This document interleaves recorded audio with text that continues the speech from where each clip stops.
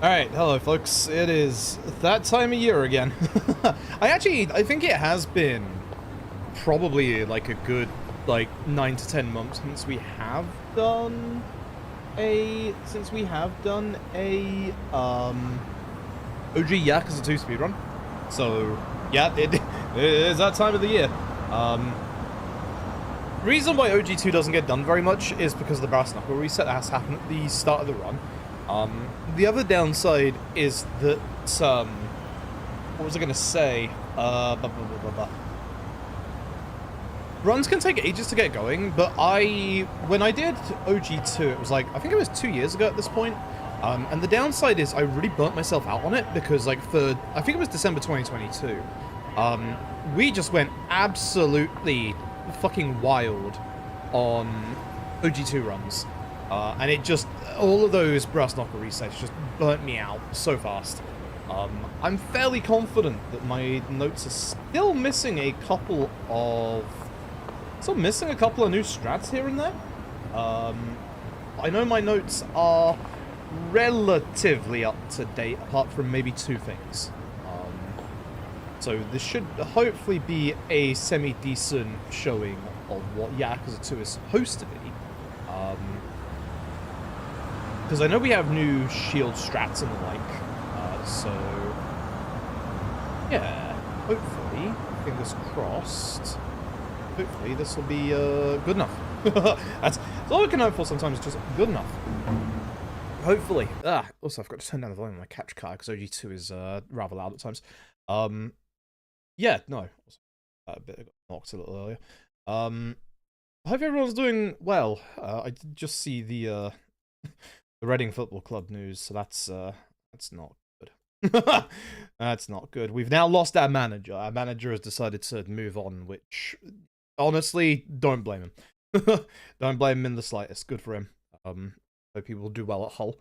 Don't blame Hull either, but it's funny. Football is a funny, fickle old game where shithill of an owner who is literally killing the club tried to take over Hull before us and got turned down. So, yeah, football's a funny old game, isn't it?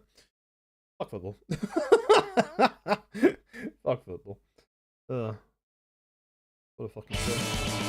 Oh. Also, yes, YouTube, you get the same thumbnail as the other day because I got lazy and did not actually. My bad. It would have been the same thing. What was I gonna say? I'll say something. I don't remember what. Other than thanking Zagita for the 41 months and formidable props for the Prime Game for 13. Thank you both very, very much. There is a good couple of Hype train started.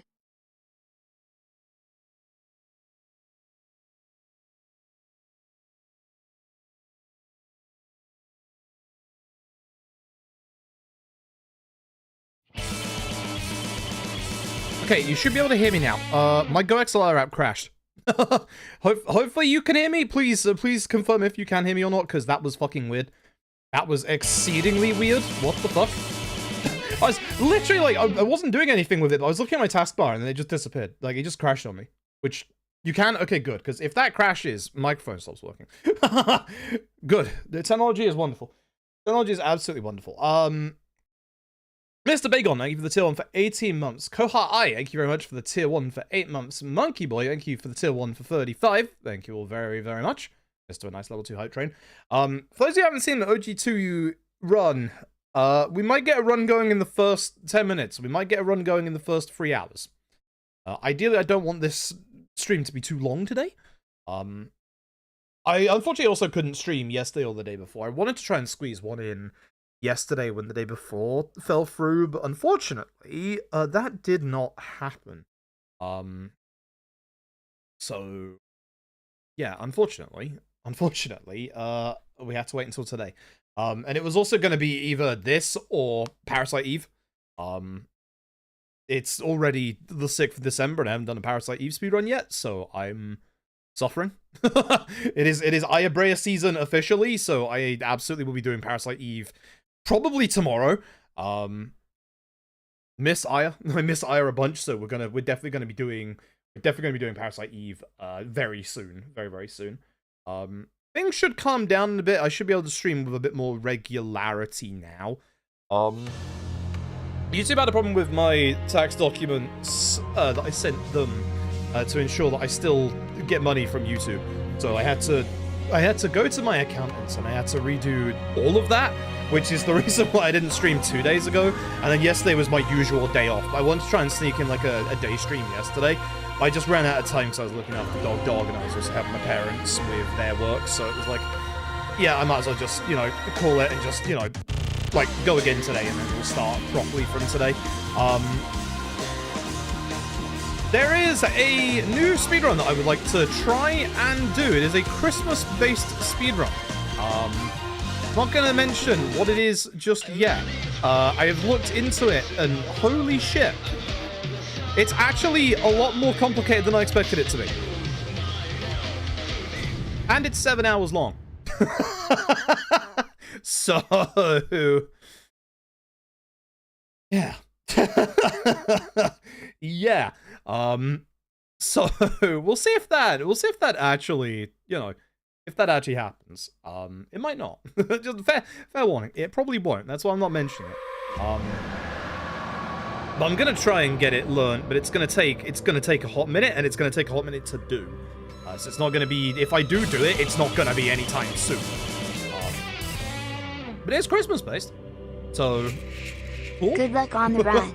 Food hype. Add it to the Christmas repertoire of runs that we do, like OG2. Pipecoat, maybe the tier 1 for 20 months. Some kind of RPG? A little bit. A little bit. But it would be, unironically, my longest any % run after Infinite Wealth is now, like, around the 6 hour mark. So, yep. I would like to do an Infinite Wealth run at some point soon. I've been using Tom's notes. TJ has released their route and their notes. So I will probably do a run with TJ's route. I need some more time in the day to be able to do that run. I've also been really busy with the YouTube stuff recently, so I haven't been able to do anything in regards to that. So it'll probably be at a weekend at some point. I can't guarantee it would be this weekend, honestly.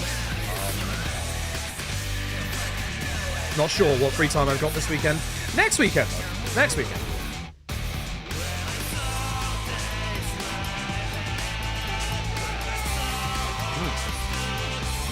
If I'm going, thank you for the tier 1 for 20, yeah. More like good luck on the brass knuckles, I think. Alright.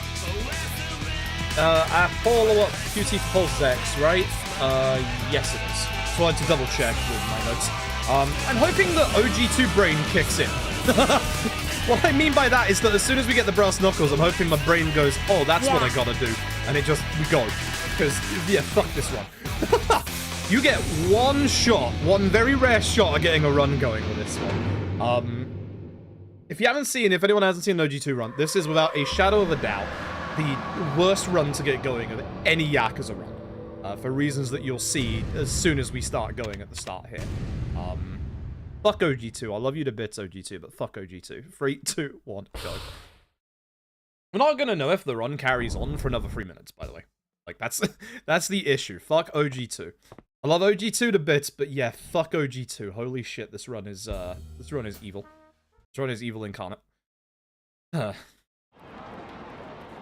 Deep Lore. God, I've got to remember not to get the Ogre Knuckles now, because it's the Hercules Knuckles now. The ones outside the Colosseum. I've got to get the right timing on that. So the nice thing about this game is that you now have text skip with R1 circle, instead of mashing X circle, thank God. Make sure you say no first. Okay, I remembered that. And thankfully, because this is OG2, the tutorial isn't like 10 minutes long like it's in OG1. It doesn't ask you for every single combo under the sun. Thank fuck. I'm supposed to be doing... Yeah, thank you. And hey look, you can change direction when attacking, which is the best fucking thing. Please grab the man. Man into the giant lantern that's next to us. The lantern is a little awkward because sometimes it won't count one of these hits if you hit them like the same time, like that. You want to be holding the lantern because we want to use a heat action. I put myself in that position. That's my fault. I'm still carrying on because, again, de-rusted, so we don't know whether the brass knuckles will turn up. Cool. And with that, heat actions, which is why we have the lantern, because the lantern is just quick and easy. So I'm going to go for the other way. There's still a little bit of that OG jank in terms of, you know, grabbing enemies, hitting enemies, blah, blah, blah, you know the drill. Look forward to seeing a lot, and I mean a lot of gut punches. Gut punches are amazing in the OG games. Like, gut punches are amazing in pretty much Yakuza's 1 through 4. Gut punches are amazing. Gut punches are just disgustingly good, as you'll see. Also, if I didn't say thank you, Keyboy, for the tier 2 for 31 months. Thank you very, very, very much. Hey, so, this is where the RNG kicks in. 1, we have to watch out for a random fight spawn. There is a random fight spawn that can happen on Nakamichi. It's pretty obvious who it is when you've seen them the first time. It is a guy in a hoodie. You'll see who he is in a second, most likely, because he usually spawns in the way. He can spawn anywhere. It's not that guy walking to the right, but your walking NPCs, which is the fight spawn as well, are randomized. He wasn't on screen, but he was above the actual story fight. There should be X, right? Yes. So, fun fact about QTEs in OG2. They are so much nicer than they are in OG1. You can activate your QTE presses way before the point. I think I'm actually supposed to be using the giant boom now instead of that.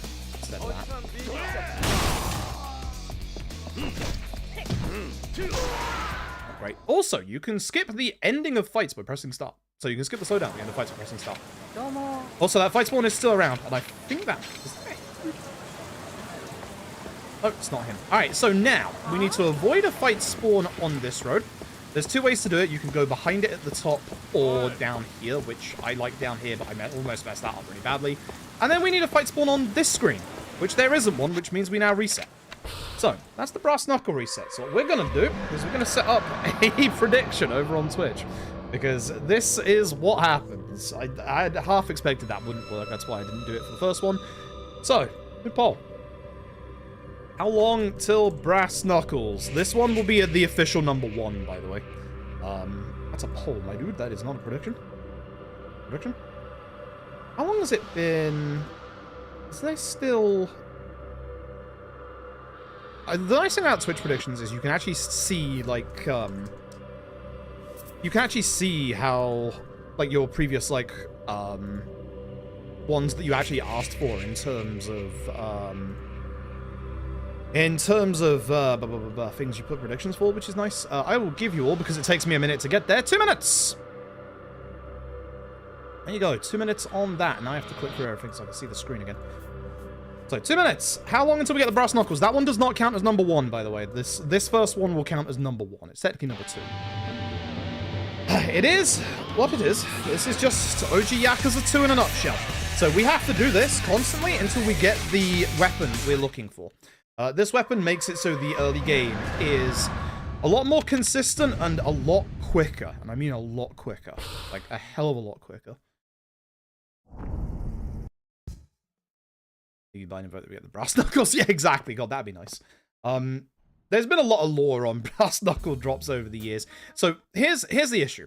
The issue is you need that fight spawn on Tenkaichi. It has to be the one on Tenkaichi because that's the one that can drop the brass knuckles. And then with that fight, it's not a guarantee that you will get the brass knuckles from that fight. It is a 1 in 5 chance. The other 4 are just money, which we don't need money. we don't need money. We will need money later. Money route in this game is actually, like, kind of ridiculously tight. If we make one wrong taxi mistake, the run is dead. That's how tight it is. So we do need to be careful of that. But yeah, this is OG2. This is the brass knuckle reset hell. This is like the last remaining nasty bit of RNG that we've got in terms of like RNG for like speedruns. I'm actually gonna do something stupid with this guy because I was hoping the other 3 would stay together for the lantern, but they didn't.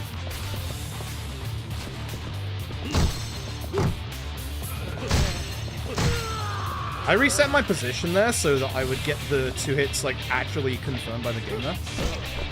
That was a lot faster than I was expecting. That sucks. I'll do it again. Ew.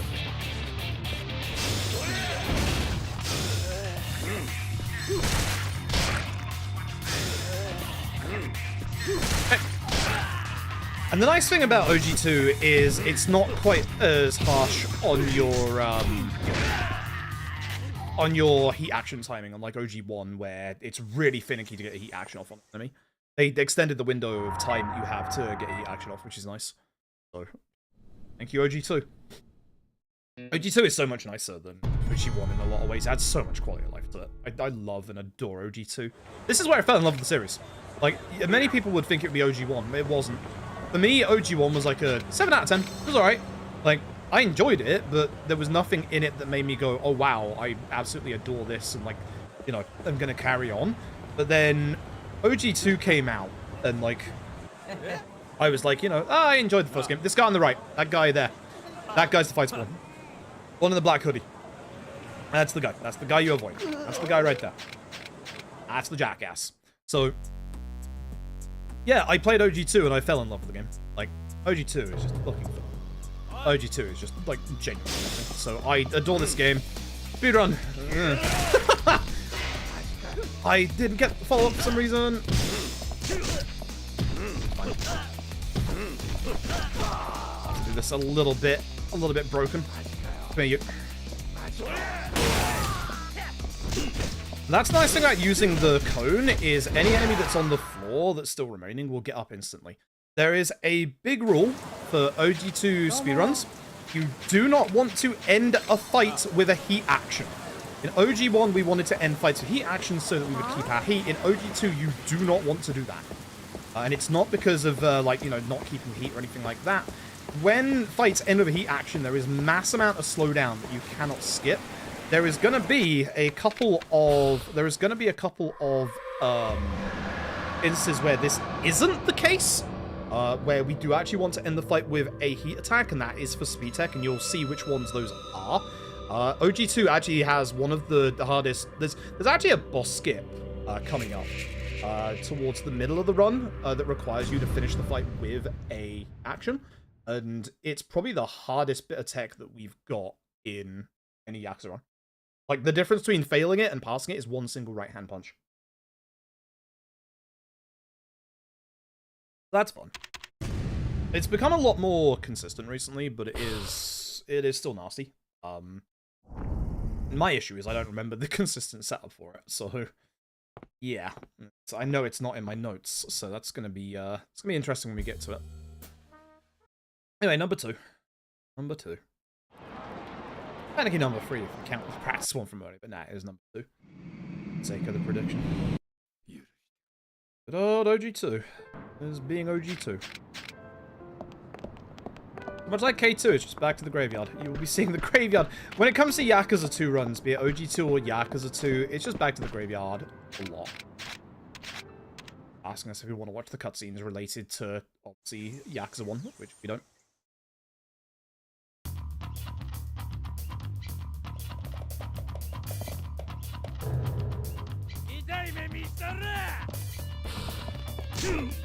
Yeah, the second we get a run going, that's gonna be it. I'm gonna just do the run.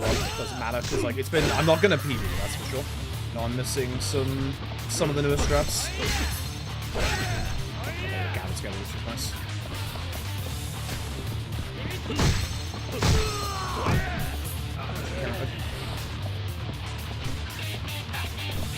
Yeah, the downside isn't getting away from the other guy. This guy decided not to be aggressive. Cool. Okay.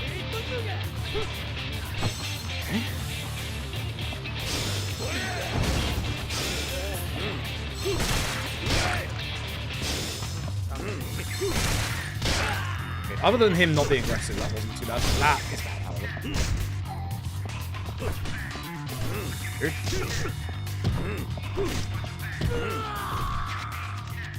That's tutorial. It is fine. Alright. Go again. Just here we go again. This is just OG2 in a nutshell, unfortunately.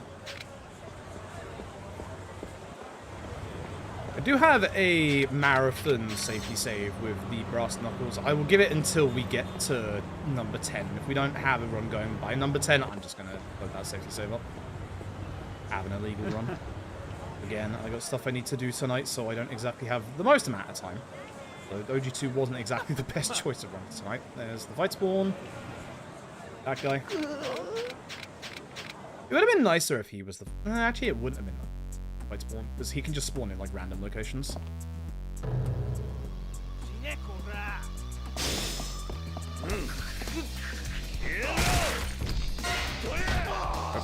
Not this time.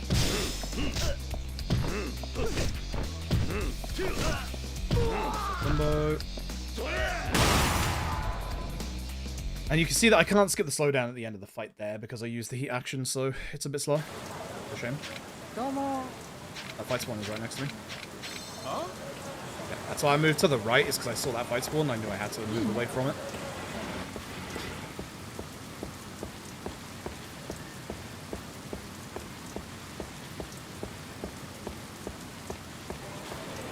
Fight spawn! Hi there. Alright, let's see. See, we're number 2. I would get the one that has the annoying guy that likes to dodge.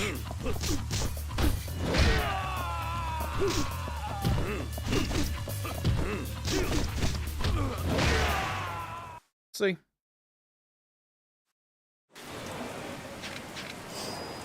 Number 2. Alright, cool. OG2's being nice today. Let's go. Alright, not bad. Not bad, we take those. Not bad whatsoever. Cool. Alright, so this is now the run, so now I need my brain to kick in and remember what the fuck I'm doing. Alright, we gotta go after Daigo Dojo. Alright, cool. This is just grouping, right? Yeah, it's just grouping. I do want to equip my Brass Knuckles. So, we get tutorialized on more aspects of the combat. I believe this one is the directional one. Now, the important thing about this is that we need to make sure that we do not, under any circumstances, that's getting away from me, we do not, under any circumstances, use the spin action. You might notice that the durability of the Brass Knuckles isn't actually going down. The way that Brass Knuckles work in the OG games is they don't have, like, durability per se. What they have is they have this special, like, ability, you can see at the top right, called spin. And that's what that number signifies. You can see that I'm doing more damage with the Brass Knuckles.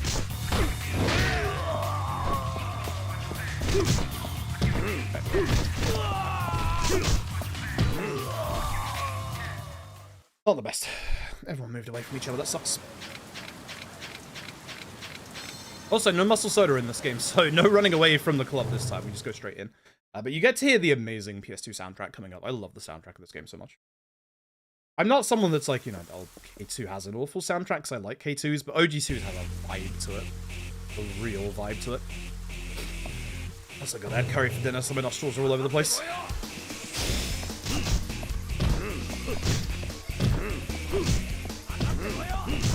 I'm obviously going after certain enemies at first. I like this guy gone first, and then ideally the big lad, but yeah, he can be annoying.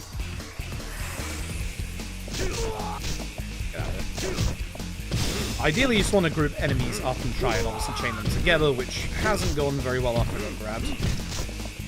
Please.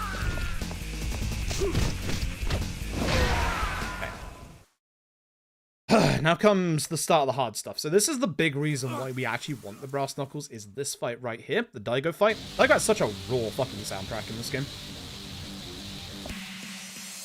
So I need to gut punch Daigo, but it needs to be at a certain rate. Like, there is a rhythm to this.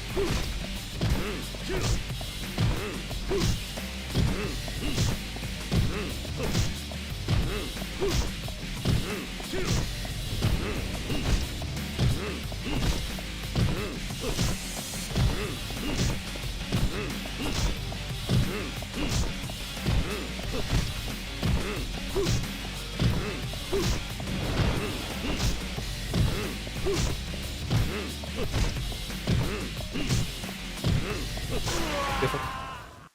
Beautiful. Whew, good. Good. Good shot. Nice. Okay. I know I'm going to lose time because my PB was good. You know, from the AES games? Yep. Yeah, OG2 is a banger. And yes, now we're in Sotenbori. So now you get to see PS2 era Sotenbori. Obviously, it's cheating a little because it's the PS3 HD version, but it still looks like this in the PS2 version. Like, game is absolutely gorgeous. And fun fact, here is the peacocked your mom guy, which we do actually, again, tell him we peacocked his mom because it is the quicker dialogue option. Fun fact, in K2, we killed this guy in one hit. That is not possible in OG2. For some reason, this guy is a boss. Like, an actual boss, as you will see with his 4 fucking HP bars. Or it's 3, one of the 2. Like, for some reason, this guy just has an absolute insane amount of HP bars. This guy does not have a rhythm to the gut punches, so we should be just fine. It is 4, yep. There's a lot of bosses in OG2 that just have a stupid amount of HP bars. Cough, Hayashi cough. But this guy just has 4 HP bars. I don't know why. He just does. Now go to the ground. See, walk past good old Kurokawa. We'll be back to see this guy in a little bit.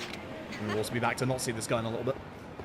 And we want to avoid, if we can, the save point on the left. We will get hit with a save point tutorial prompt at some point, because it's impossible not to. But for now, if we just avoid it from the left, it'll be fine. Careful how we enter the ground. It's right-hand side for OG2. Right, or is it left? Oh, it's left. The other side, it's reversed in OG2. Yeah, it's reversed in OG2. It does the thing where, again, if you're holding the direction of the movement when you go like and change the camera, it should follow that movement, but for some reason it doesn't sometimes. Like, I'm still holding, like, you know, down left here, and I'm still holding down left there. For some reason it reset me. Car again.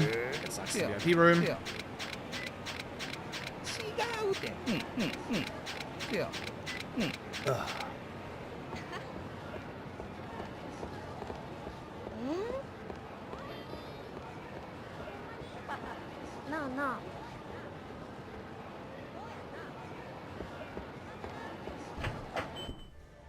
Now it goes right.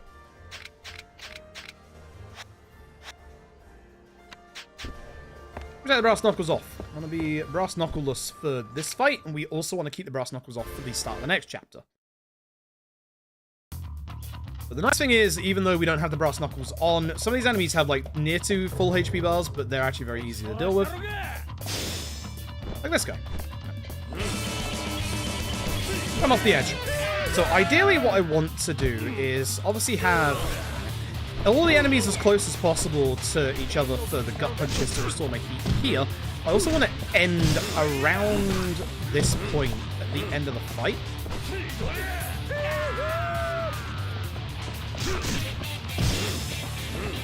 But this heat...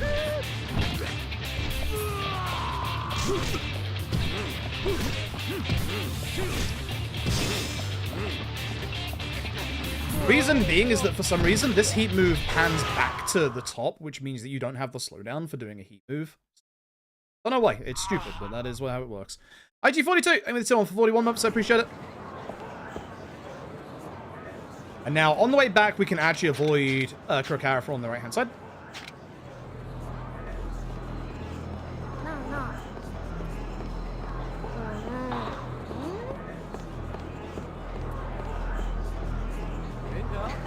Right, we should be fine. There are no fight spawns in this bit just yet, but there will be fight spawns here when we come back in Chapter 4. We'll have to deal with those then. Alright, new OG2, Chapter 4, that's right. So check my notes for that.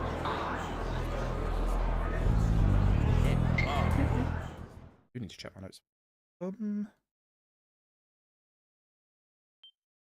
Definitely wrong. As I said, this run is very tight time-wise. 2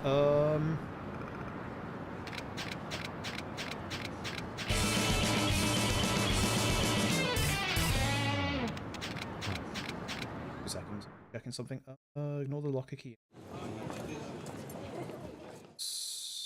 The one. Oh yeah, because we don't get the baseball bat anymore. Yeah, because we get the shield instead. Right. Yep. Okay.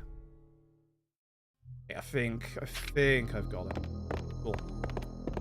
Angelo, thank you very much for the tier 1. Kofi, thank you for the prime game for 34. Appreciate it. I think I've got it. We ignore the extra baseball bat because we get a different weapon instead.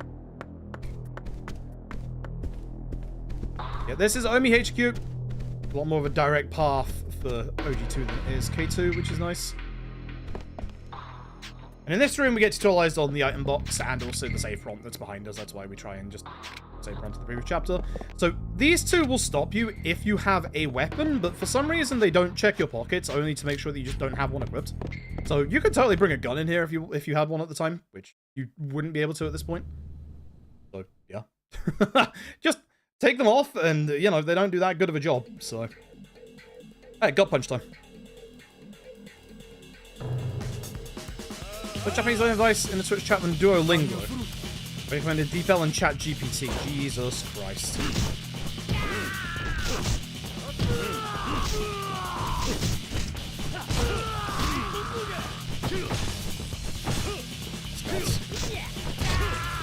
Guy has a little bit more than a gut punch worth of HP. Add grouping for the first group.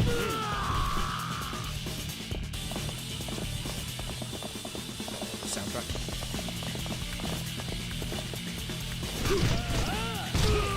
On you.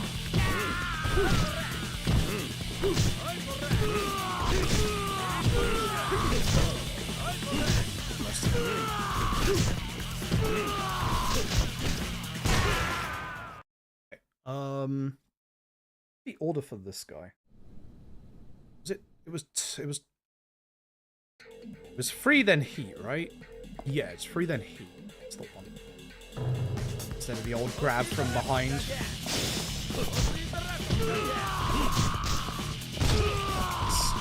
It's the guy I was hoping would get hit by that.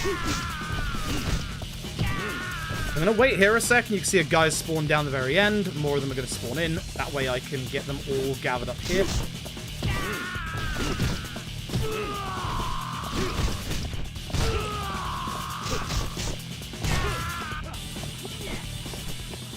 The guy we want is this guy. 1, 2, 3. Need to hit once. Fine.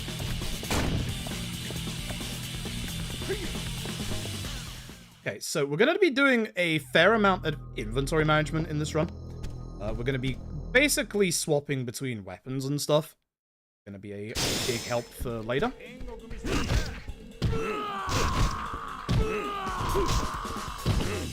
There is this. So, Brass Knuckle's off. Have the baseball bat. Brass Knuckle's back on.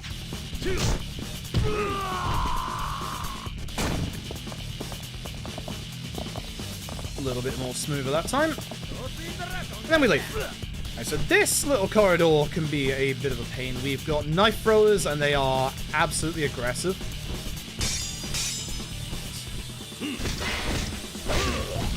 If they hit you, you'll obviously lose heat, and then you won't have the heat to be able to hit that sofa guy. For this guy, we do want to hit him to keep our heat from losing to go up to this guy.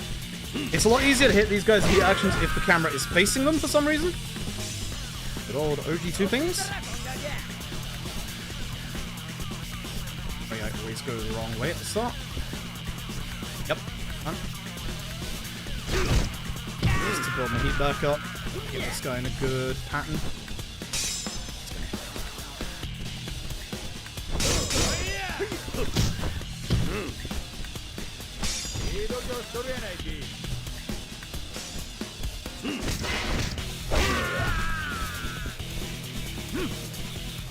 Okay.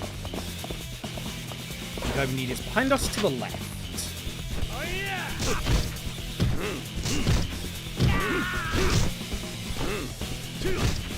So I'll do it again.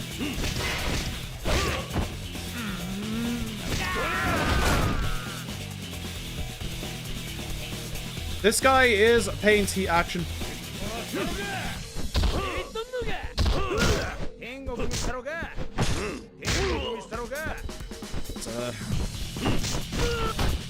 That's a pain. I'm just gonna do that. Shame. You don't want to do the QTE with the chandelier. Unlike K2, we don't actually have to do any fights here. I love OG2 and being able to just walk out the front door. Alright, these guys suck.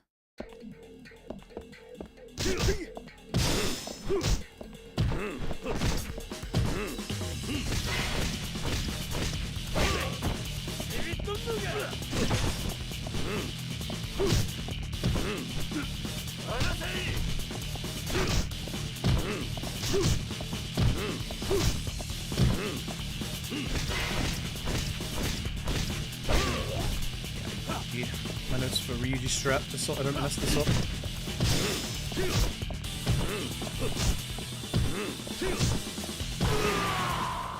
So we need full heat for this. Okay, let's see if I can do this correctly.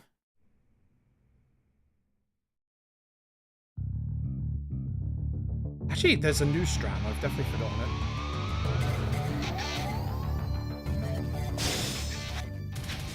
This or that. That's bad. Oh, that's very bad. That's very, very bad. Fuck.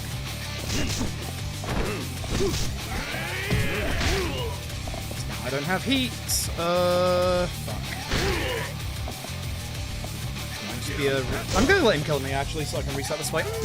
I messed up. Yeah, I'm just gonna let him kill me, so I have full heat. I need my heat for this fight. So I can do the actual proper way to do this fight.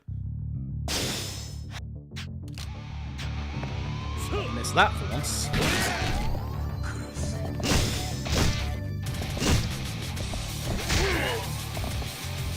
I messed that up again. God damn it.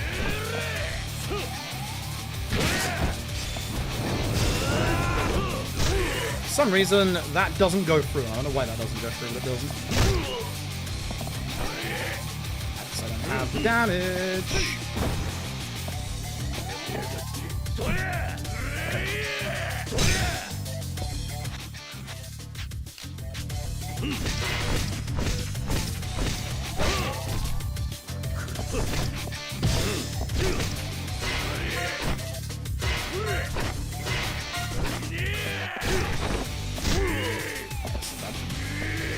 Stop that. Stop healing, you jackass. Is that bad, Ryuji? I've definitely forgotten the order of what I'm supposed to do for Ryuji. There is a new strap for Ryuji, I've definitely forgotten it. Definitely forgotten it. Not that. Alright, that was scuffed. That was bad. Yeah, that was bad. Oh, that was bad. That was bad. That was very bad. I've definitely forgotten how to do the review, but I need to double check. My notes are definitely incorrect on that one. Very wrong on that one. So for this one, this is ignore the locker key. Different shop. 6 Tyrant pluses. 6 Tyrant pluses. Okay. Alright.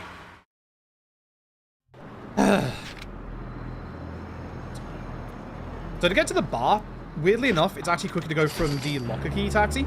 So this one. Just have to watch out for like fight spawns on that corner. Actually, I'm not sure if there can be a fight spawn there yet. There might not be able to be one until we go to the bar. Maybe wrong on that.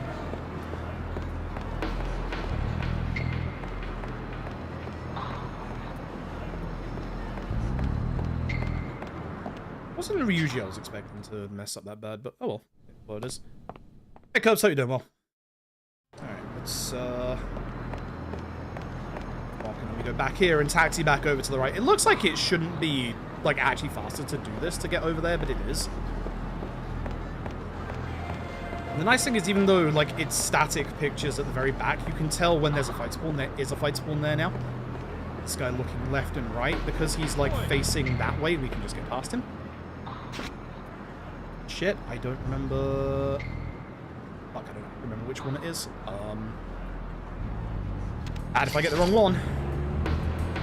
That's the wrong one. Oh dear. That's top right, isn't it? Right, it's down by 2, isn't it? I'm just gonna run it.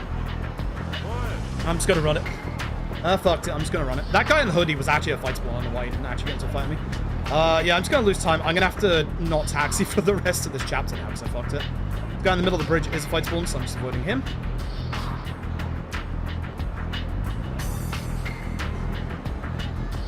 I forgot my chapter 4 taxis. This is why I said I wanted my OG2 brain to kick in, because it definitely did not. The trouble is, I don't really have the time to restart and do brass knuckle resets again. So now let's pray the game doesn't actually do the thing where it, like, hard locks. Because it can do in this bit.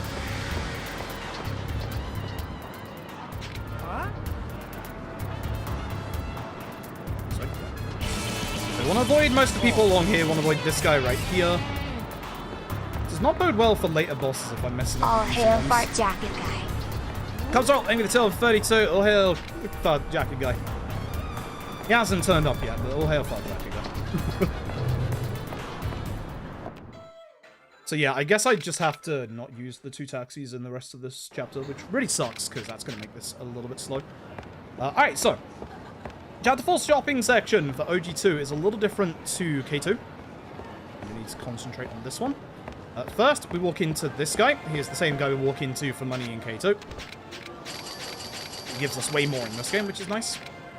And for Donkey, I need a specific shop, so give me a second here. One of you, 6 of you.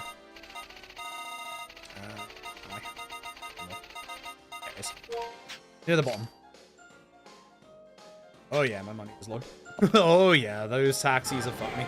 Alright, so I'm just gonna have to lose time and not taxi, otherwise I am in big trouble. Oh, here's what it is. Do we still get the locker key at Club Sega? I think we do, right? The trouble with my notes being old and out of date is there's definitely things in here that should be different. There's definitely things that we changed to improve the run, but I don't have that. I don't have that in my notes. Again, I completely forgot about it until I actually started the run again. Oops. Okay, at least I know after this run what I need to go and do. I need to go and fix my notes. They were OG1, actually. Go and like practice some stuff. Yeah, I think we actually avoid this one in Club Sega now, but just in case, I'm gonna go grab it. Like, at worst, when we get to the coin lockers, I should know which is correct and which isn't. So this should get us the Patriarch back. Useful. Danny Man, aim for the tier 122. If I do have 1 extra baseball bat, that's fine. It just means I don't grab one later. In fact, I don't think we grab it later anyway, and I just have to, like, menu away and get rid of it for the shield. Maybe we want to be a bit more to the right because there is a fight spawn. Always guaranteed. Let's get past it. Unlike K2, we can actually buy the bandages ahead of time. Buying those right now. Put it at the bottom of the list. What? So downside here is that I do want to taxi down to the coin lockers, but because I've already made 2 mistaken taxis, I can't. So what I'm going to have to do is grab the locker key as usual. About here. Usually we would speak to that guy, but I'm going to have to turn around and walk the other way and go a bit slower because of that.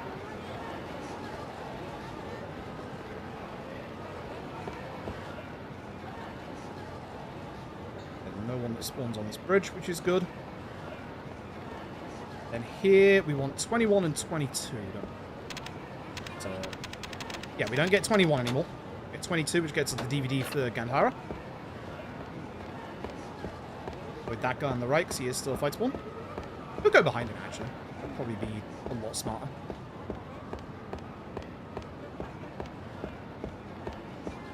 Run down to the bottom. To the DVD parlor for the DVD that we just picked up, which allows us to use way more heat moves during the game, which is very, very useful.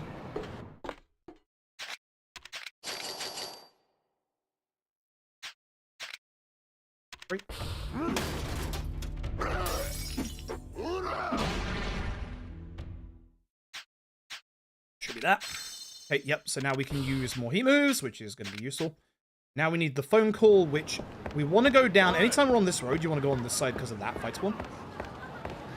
Fight spawns in OG2 are exactly like OG1. If they spawn in, they're going to be in fixed locations. So there's going to be one ahead there on the right-hand side. You can see him looking around. We need to be close enough to Owie to get the phone call. You can be a bit closer to the right, but I'm just going to play this safe and go here and make sure that I do everything correctly. And there's our phone call.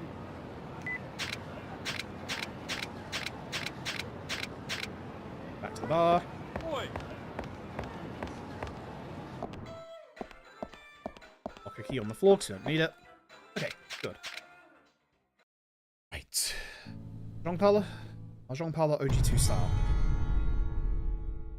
Alright, so this bit is really cool. So over OG2 and K2, there are two different skips in this chapter, and between both games, you actually get to see the entirety of this chapter.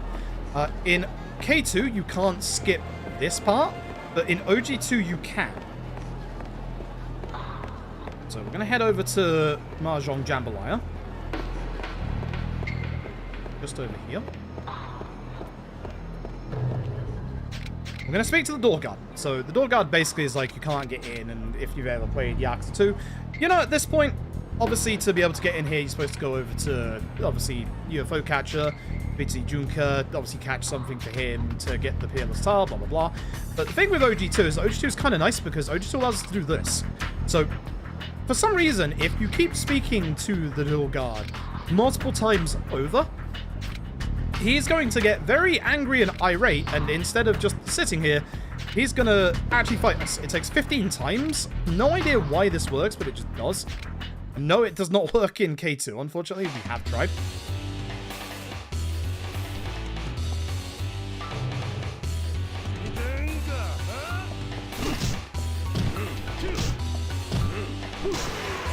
Simple as that. Simple as that.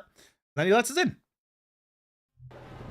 Unfortunately, K2 allows us to skip everything from inside Higuchi Kaikan, which basically requires us to get, obviously, like a whole shit ton of money for Asaki. But unfortunately, in OG2, we don't have access to a lot of money. So we will not be able to skip ahead with this. So we pay him the initial, obviously, 100k. What we got from bumping into the dude outside a donkey.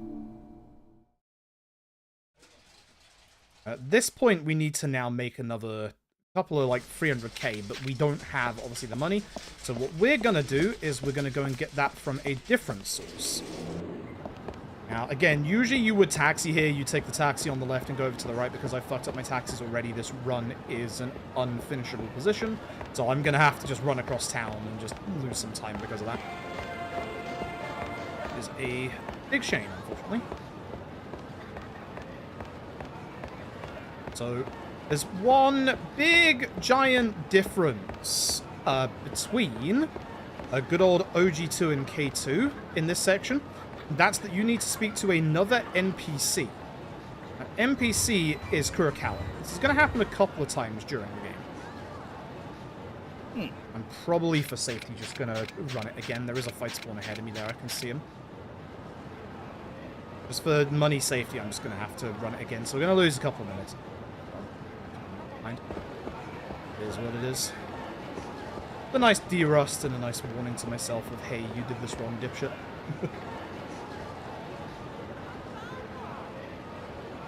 I should be able to taxi in this next bit, though. Not sure if I will, but I should be able to.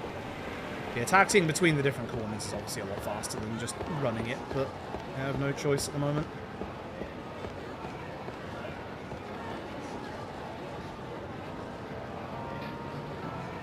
I ran past Stidger. I completely blanked on what I was doing because I was talking about taxis.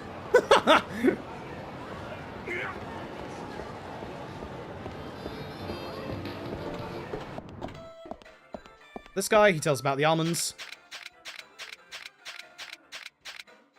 Now we leave. The nice thing about going into Stidger here is that there's the comedy sub-story duo isn't here yet. They will be there later on. So when we go back to Stidger later for story, we do have to avoid them. Otherwise, we lose a metric fuck ton of time.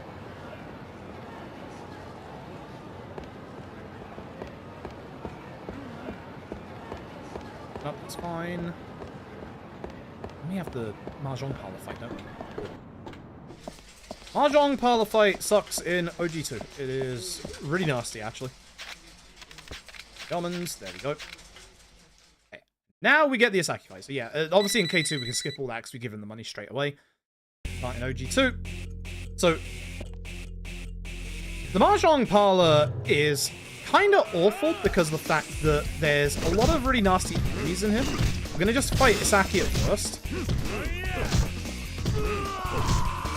So he goes down, and hopefully everybody else gathers up around this Mahjong table. Now, the downside is, obviously, your heat actions are on triangle.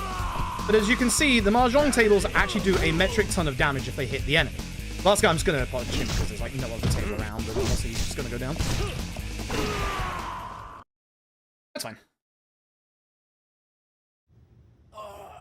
And again, we would usually taxi... Actually, no, we wouldn't taxi back from this. And we go back. No cabaret to stop us, unlike K2. Fart jacket guy. There he is. Look at that lad. In his glorious fart jacket.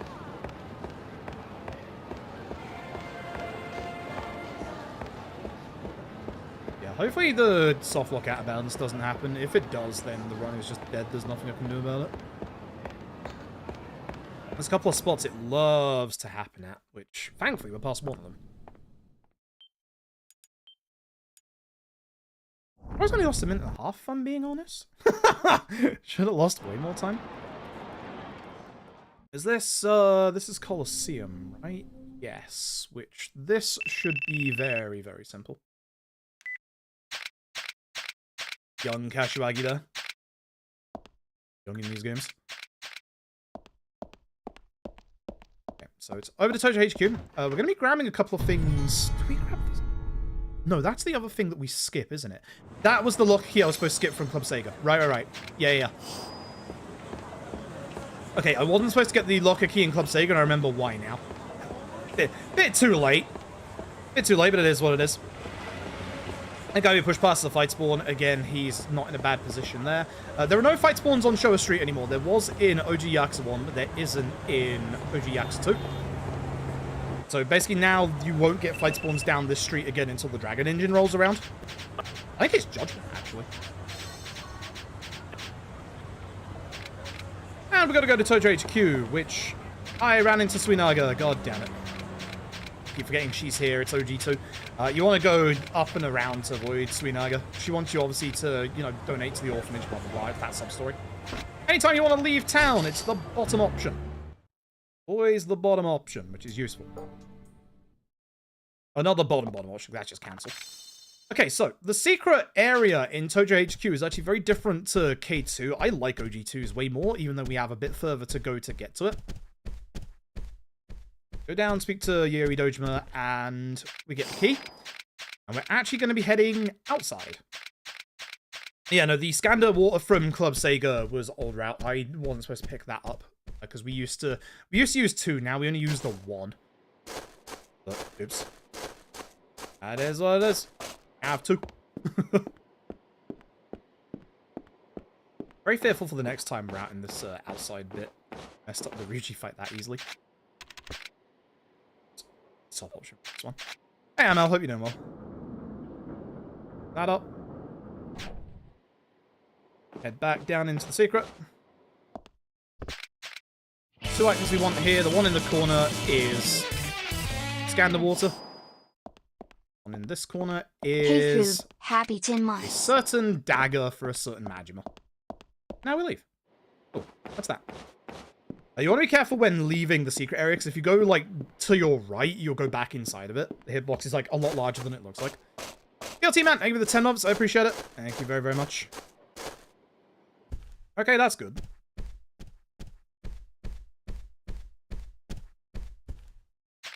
And Ashwagi. Alright, so... this is OG2's introduction to gun enemies, and gun enemies in this game are the fucking worst. So, there's something very weird about gun enemies in OG2. I can't remember if it's just the HD remaster or if it's, like, actual OG2 as well. These guys can run at 100 miles an hour. And I'm very serious about that. So we want to lock this guy into our gut punch stun lock, and we never want to let him go. You will see fast running gun enemies later. It is going to be a thing in a set piece where there are 2 of them. And the downside about our level up route for OG2 and how precise it's going to be, we don't get any HP upgrades. So 1 gunshot will take off more than half my HP. So you want to lock that guy down, and you do not want him to leave. It's exceedingly important that that guy never leaves. That's Kamurocho. The nice thing about this, compared to obviously K2, is that we were able to buy the beer in the panties ahead of time, which means that we can now just go give them straight to Karu instead of having to go to Don Quixote.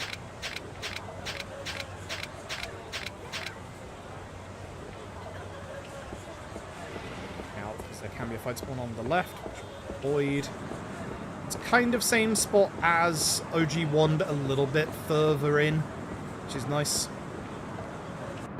Won't be just yet. We'll be going down to access Serena in OG2. You have to go down the back alley here. When we go down this back alley, there's going to be an NPC that we want to avoid. Thankfully, we can avoid her in this game. You cannot in K2. You can in OG2. We have to take a relatively tight line to be able to avoid her.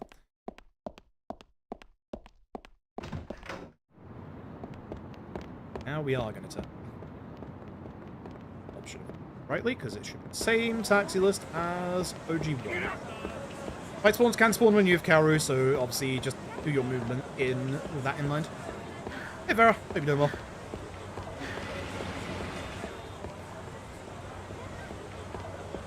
Oh, chat. Vera has been keeping me going the last couple of days and weeks with my my sickness. We've been very much getting into multi-world archipelago stuff, and it has been very good fun. So I'm going to avoid the NPC here. There's 1 NPC you can avoid if you take the right line. Nice. Just have to remember to avoid him on the way out. And here's Purgatory. So what that is basically, like, say I'm playing something like Ocarina of Time, like somebody else in the multi-world archipelago can find, like, my hook shot in their world, for example. I have to unequip the Knuckles, right? Yes, I do. I should have waited until I got to the forest, and yeah, that scan in the water is surplus to requirements. Now I remember Chapter 4. A little late to remember Chapter 4 and I'm in Chapter 5, but it is what it is. I'm still not fully better. I'm, like, not fully there just yet. It's been very good fun to do, like, some fun multi-world stuff. There's a lot of games that aren't even on the Archipelago, like, website. Imagine. Option both times. Remember. I remember. Thankfully, we get given free brass knuckles here. These brass knuckles are actually really good. There's this really funny thing with brass knuckles. This is Squeaver, right? It's alternate. Yep, Squeaver is alternate. So for certain fights in here, we want to do a certain combo because it gives us iframes. Like, there's a lot of games that are being worked on that aren't on the actual website. That's bad. Shit's fine. Let's go away with that. Jesus Christ.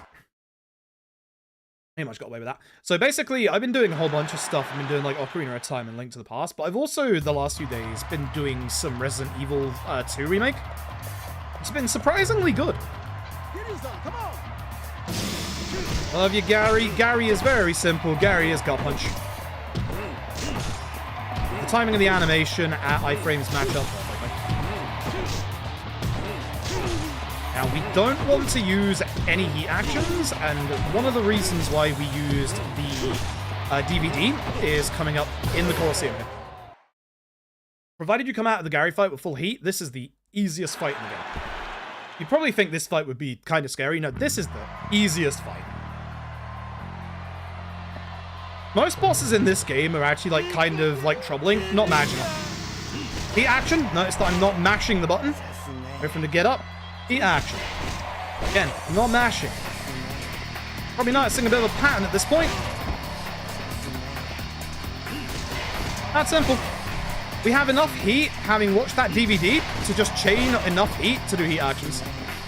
This stops Majima from doing any of his, like, QTEs, any of his, like, post-heat stuff.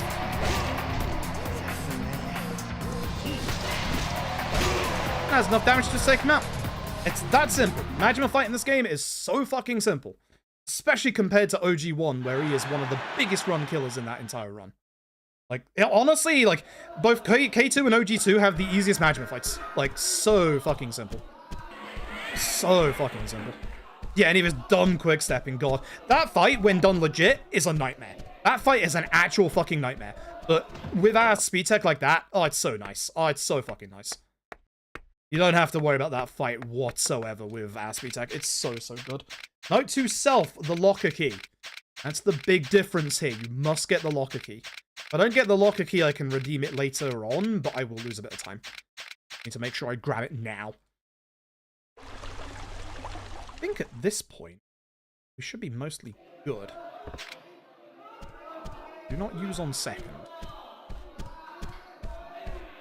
What do my notes mean? What do you mean?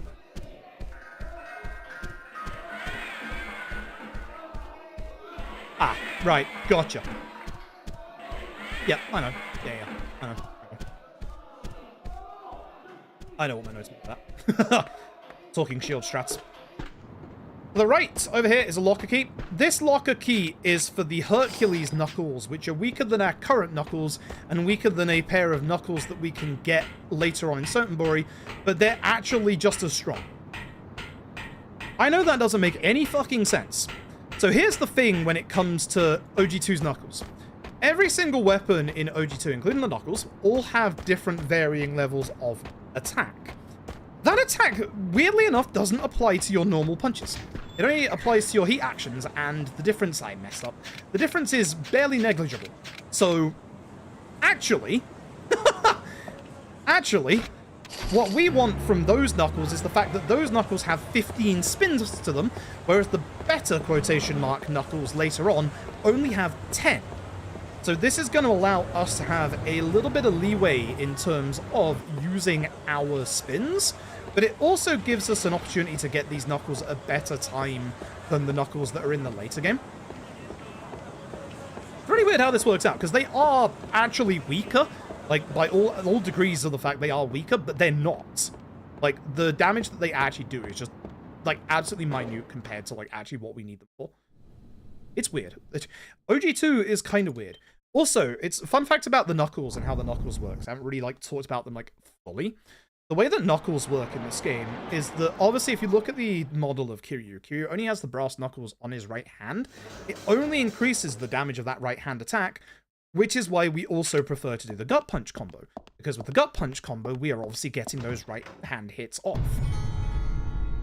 That's me to play this. It's Christmas. I fucked. This run started going wrong the second I fucked up Ryuji 1, which you shouldn't be fucking up Ryuji 1. But here we are. I also took 2 wrong taxis in Chapter 4, so I had to walk the entirety of Sotenbori. Just so that this run doesn't die. So unfortunately, I've already fucked this run up, like, 4-way sideways, but it's also funny because when I hit Chapter 5, I remembered what to do in Chapter 4. I forgot the more consistent Ryuji 1. I wanted to do it, and I fucking forgot it. And my notes are not up to date. My notes are from 2022. And I keep forgetting to update them every single time.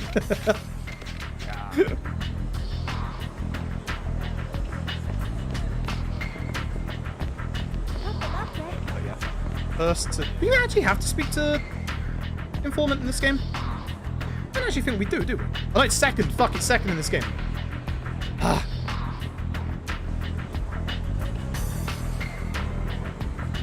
It's interesting because my notes are definitely updated at some point.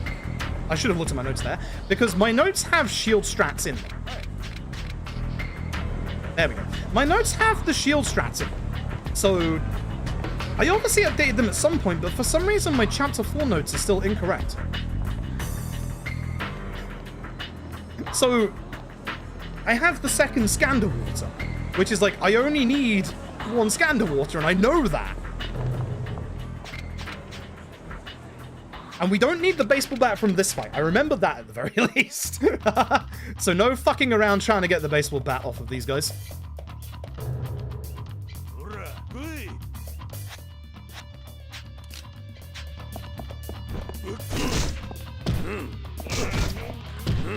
Which is a shame, because Karu actually really helped me out there.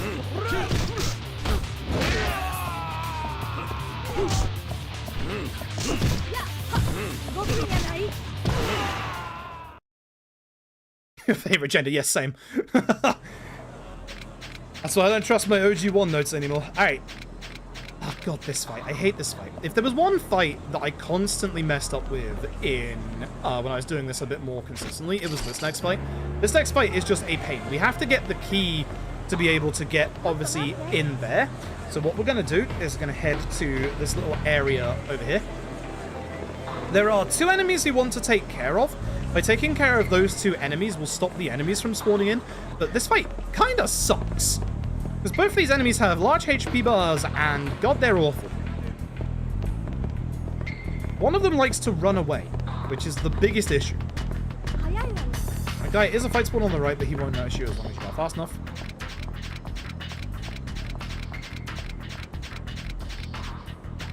So this guy in the green sucks. He's the one that walks away. The guy in the blue does not. The guy in the blue wants a fight. Which, honestly, same.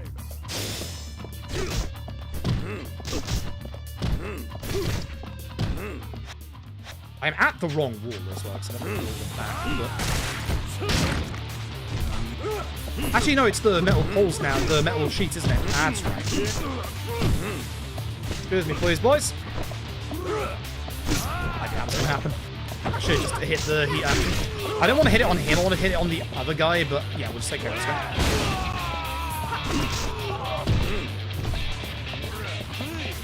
Running away.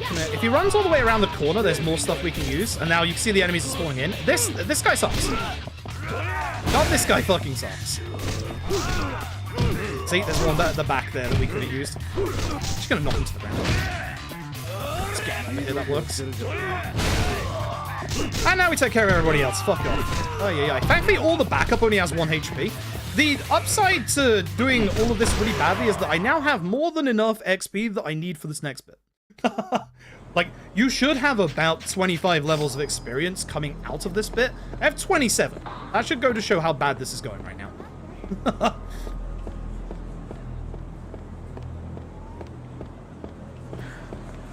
Yeah, this is the second option on this taxi. Like, literally, like, it's now all coming back into my head. Because, like, the newer route stuff was introduced after I, like, stopped doing OG2 runs. So when it goes back to the old route stuff, I remember it perfectly. But when it's the new route stuff, I don't have a good enough memory of it. Just haven't done enough runs of it. Shoutouts to myself for never updating my own notes. Like SRC, I don't update SRC that often. That way to avoid him. This is the don't spam QTE part.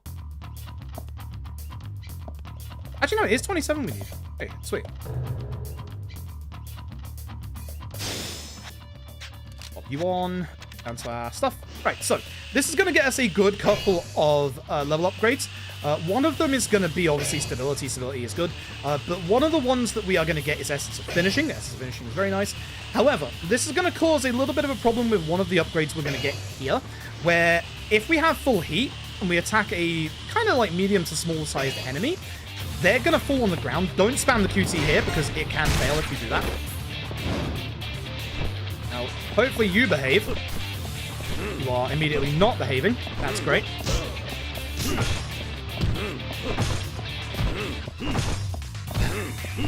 I've died once, unfortunately, and on the easy fight. As I said, if I mess up the easy fight, that worries me for the harder fights later. But we'll see as soon as we hit the next chapter. We'll see. Alright, so new strats. These are in my notes, so I do at least have my notes for this for some reason. There are objects or weapons that do a lot more damage than normal ones. They are two-handed weapons. It's a thing that's been a thing in, like, you know, I did not want to throw it there. Oh, wow, I'm surprised I picked that up. It's been a thing in, like, you know, multiple Yakuza games, and you'll see it in multiple Yakuza speedruns, where two-handed weapons are just king of heat actions. This is the same with the shield. It acts as, like, a two-handed weapon, for obvious reasons. It's very heavy, so we want to take it off so that we're not, like, slow-walking with it. And then for the majority of gun corridor, unlike K2, we can just run through this. Which is nice. Wait a minute.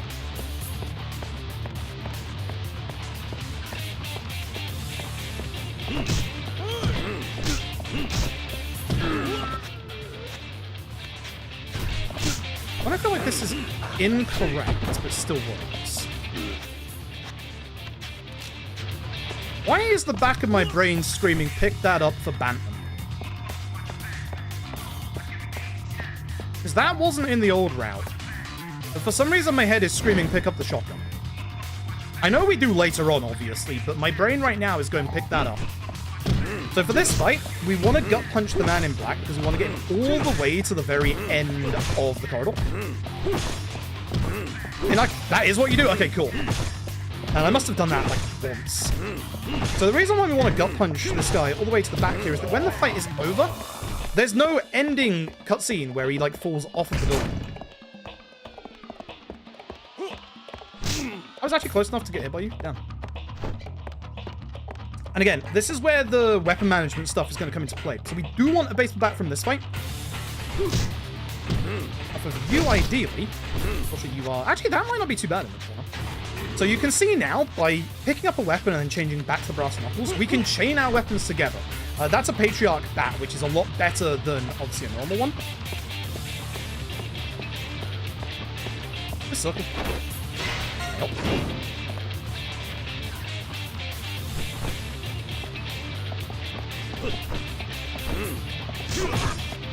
One, two, three. 3 is the magic number.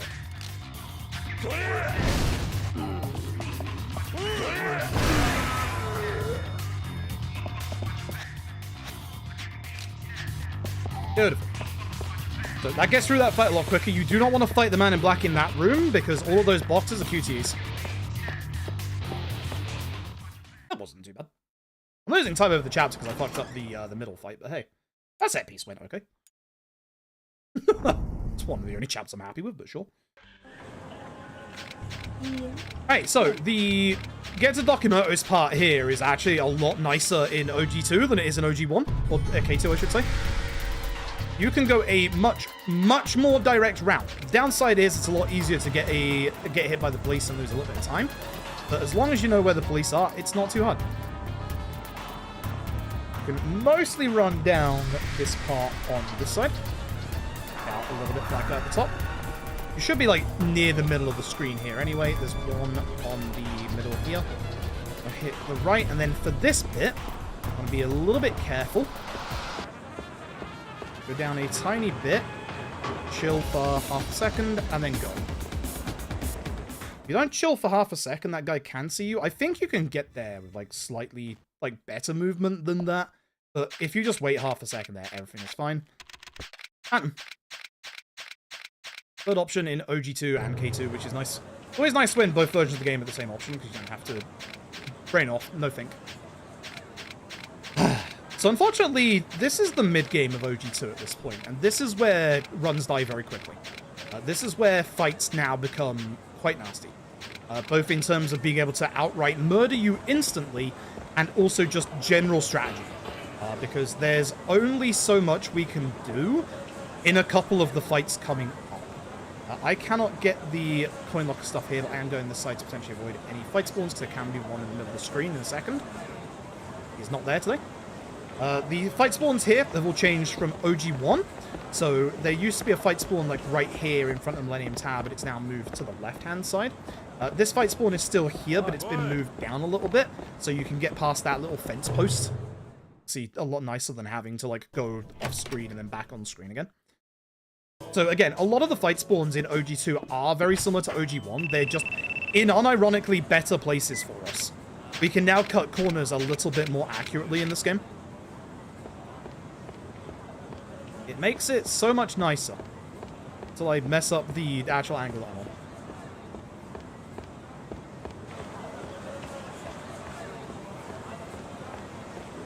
So, this is the first of a couple of absolutely infuriating fights in OG2. This fight can either go exceedingly well, or it will go horrifically. There is no in between. So, I said earlier we don't want to use up the spins on our brass knuckles. This is one of those fights where if things are going slightly wrong, feel free to use one. Just be very careful with how many you use. This fight sucks. These are obviously members of the Jingle Mafia. We need to push them both into the corner. So we're going to start with this guy and hope the other guy gets a bit behind us. I hope they jump through, but that sucks. Then, yeah, we want to make sure they stay in this corner, which I've let them out, so we've done this quite badly.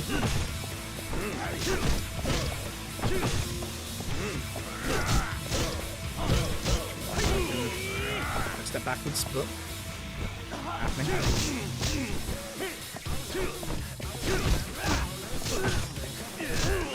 And that again. It's been a while, so I was expecting to mess this up, which is a shame. This is why you don't want them on the ground, because they can just do a heat action. Loses you time, and it sucks. Really?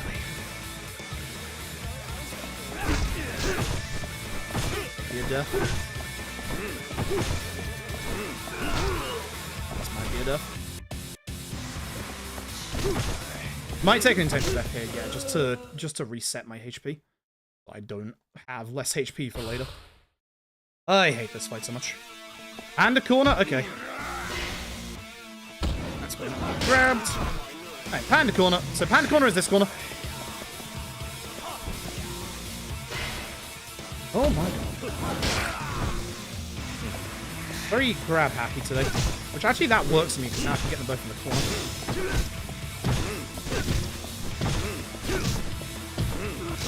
Ideally, you'd be hitting both of these gut punches, but that guy is guarding a lot, so this sucks. That's bad. I'm just gonna do it. Get the extra damage off. Leaving the corner. I want this one guy dead. He'll come back to me in a second. That's bad. After the heat action, I should have repositioned.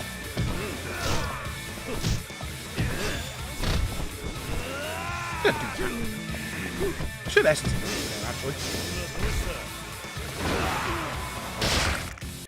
Bad fight. Very bad fight. Oh yeah, Hayashi. Hayashi shield strat. I don't know the consistent strat. That's concerning. That's very concerning.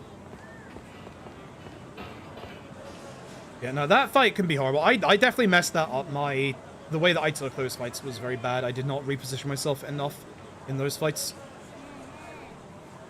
But yeah, that fight can be horrible. I hate that fight. That fight is like probably the fight I hate the most in this run outside of maybe Final Ryuji, which has now gotten a lot more consistent. I still don't know the consistent strats. And that is concerning. Reason why I picked up the gun is for this fight. It's going to go a lot nicer with the gun. So cat is easy on that side? Yeah. Yeah, I can definitely see it. I don't know if it's this corner we want. Because ideally you want them all like lined up so you can like get them all like ideally in a row, I guess. Yeah, like, it's not this corner. I know it's not this corner. Okay, actually for this place for that.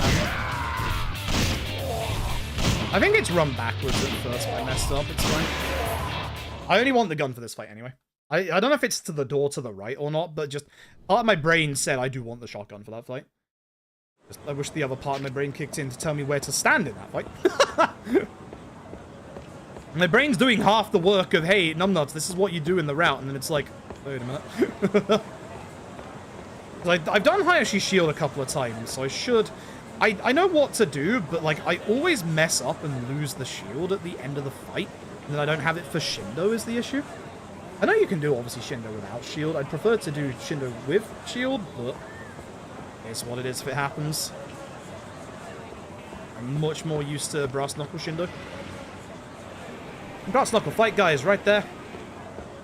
you for respawning again. And at this point, we now hug this left-hand wall. If you look on the right, there's Granny White.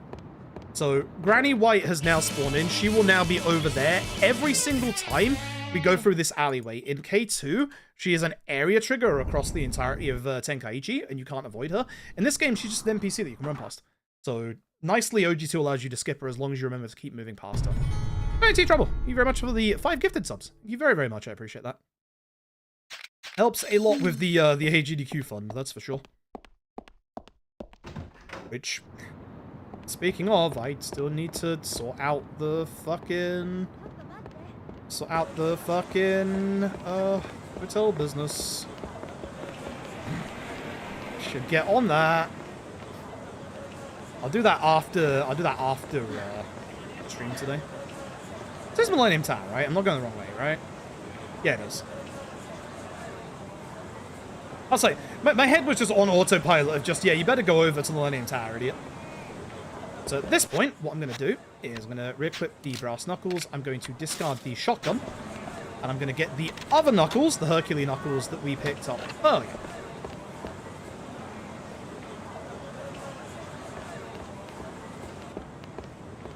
Now we should be...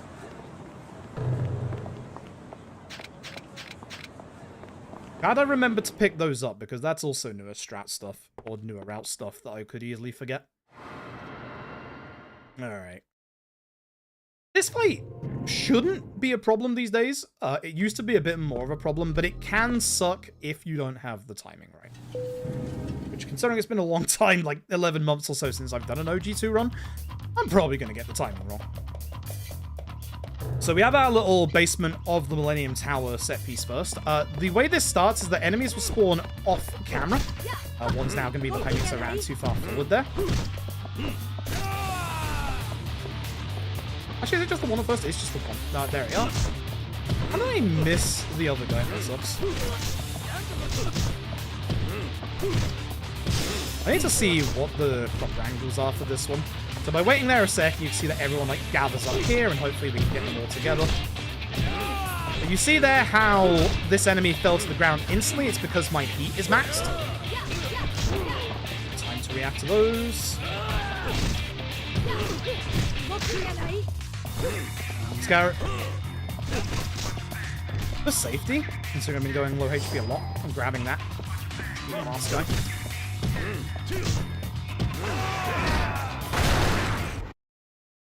Hayashi. Speaking of enemies that have a stupid amount of HP in the original, Hayashi has like 9 HP bars. In K2, we can delete them instantly. In OG2, we cannot. So we're going to try and do the same gut punch timing to Hayashi as we did with Daigo. It's a little harder in Phase 2 than it is in Phase 1. Phase 1 is nice and simple.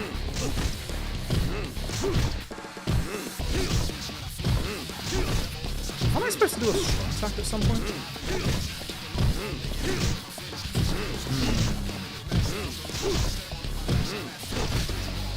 Not here, but with the shield. Why my head's telling me that? I'm not going to trust my head at the moment. We used to do the next part of this fight with the baseball bats that we would pick up from outside of the 16-bit building. Also the one from the Lock-Key Monkey. Thankfully, we don't anymore. Shield deals with Hayashi a bit quicker. So, Hayashi now has a couple of nasty moves. Again, we need to time our gut punches nicely. Go. Yeah. Ideally, I don't go to the left here, but I don't really have much to say on the matter right now. Ideally, I don't want to be near any pick-upable object. So, we're going to keep going until Phase 3, which is where Hayashi drops the lights.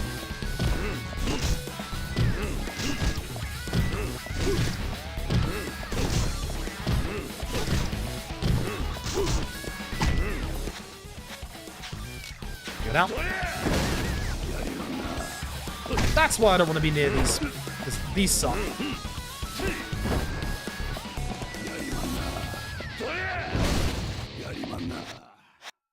I'm so happy. I'll do it. I'll do it just to do the damage. Fuck it, that sucks.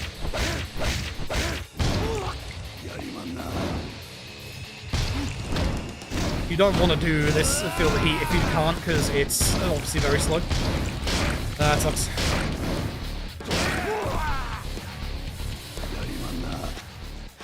Question.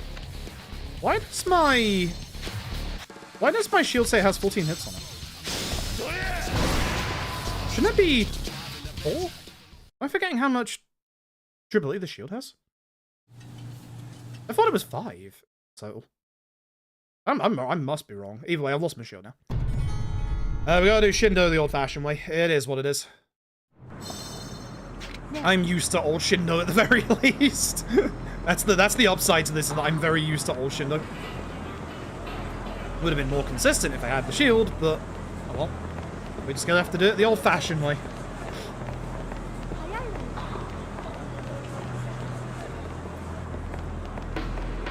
And menued there, I would have been fine, but I thought I was out of heat. I should have just done more.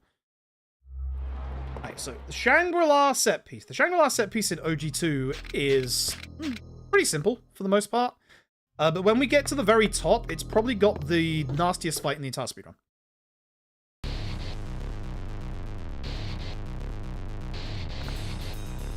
This is yet another run-killing set piece, because fuck this set piece. I need to menu to put Brass Knuckles back on, but the nice thing is I also need to take town.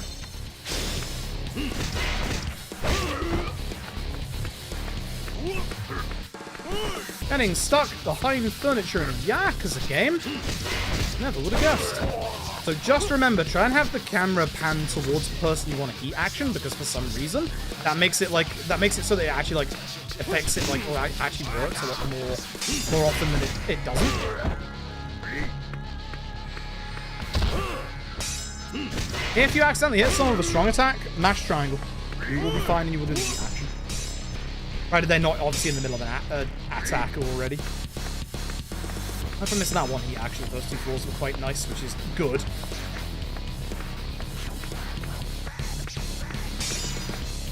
This room, there's spare healing if you need. Bad. Hit you to get my heat back. You hit me, so I have to do it again so I don't drop it. Yeah. Now this is one of the problems that can happen here. You can get literally like chain locked. Just twice. Just in case. You can get chain locked here, it sucks. The guy throwing the knives and also the guys behind you just like attacking your back. That bit sucks. Alright. However, the bad part of this set piece is right here. So remember earlier when I said gun enemies run at 100 miles an hour? You're going to get to see that in this room. There are 2 gun enemies. They both need to die.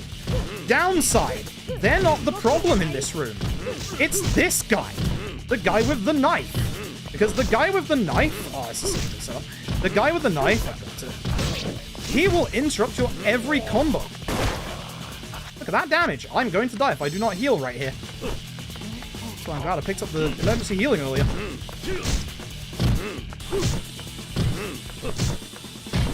For some reason, this corner has stopped the knife guy being able to actually hit me. That's wild. Really nice, actually. Huh. It didn't start well, but it ended well. Damn. Damn. Right. Fuck. Yeah, fuck. Alright, cool. Oh, I'm okay with that. That fight sucks. That was actually a pretty decently okay version of that fight. I had them in a good setup at the start and lost one of them, which is a shame. Yeah, the knife guy there is the big problem. The gun guys are the ones that will kill you, but the knife guy is the one that will interrupt your combo on the gun guys. So the knife guy is the one that is going to get you killed. White's still on the right, so just be careful. So yeah, in that fight, you do want to take care of the gun guys, but it's the knife guy that is the one you need to be careful of. That's why you can use a spin there. You can use a spin if you have the time to be able to like see his charge coming. You can spin to stop him from, you know, absolutely murdering you. But the thing is, we need to remember for later on in the run that we need a minimum of about 12 spins in one fight. So you must keep that number in mind the entire time when you're using your spins. Any extra is very good, because these fights can be pretty nasty. Speaking of pretty nasty,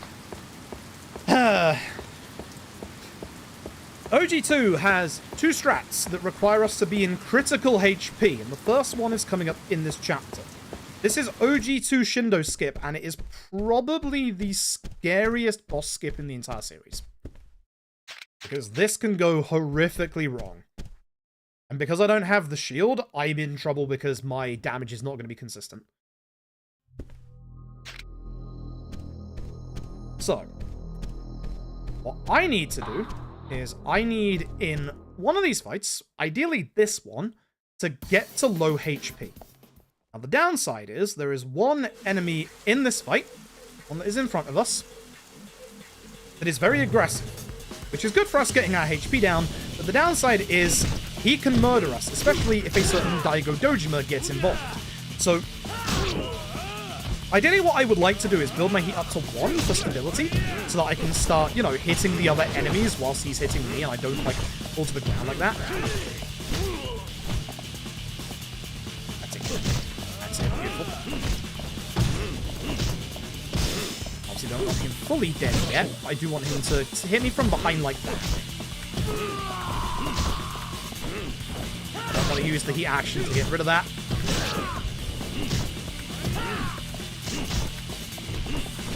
That's okay, now kill him.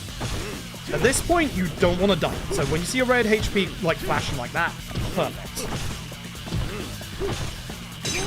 Okay, him being dead is good because he's the scary one. I could use a heat action here, but that would make me... I should actually have equipped the Knuckles here to finish that fight. That guy. Daigo doing good work on this guy. Hey, thanks, Daigo. Thank you, Daigo. Daigo can interrupt the sword guy. If the sword guy is the last enemy left, Daigo can interrupt the sword guy's block, which you would think is a good thing. Daigo can push the guy so far away that he has the range to hit you with his sword. Daigo Dojima is the enemy in that fight. You do not trust Daigo Dojima. Never, ever trust Daigo Dojima.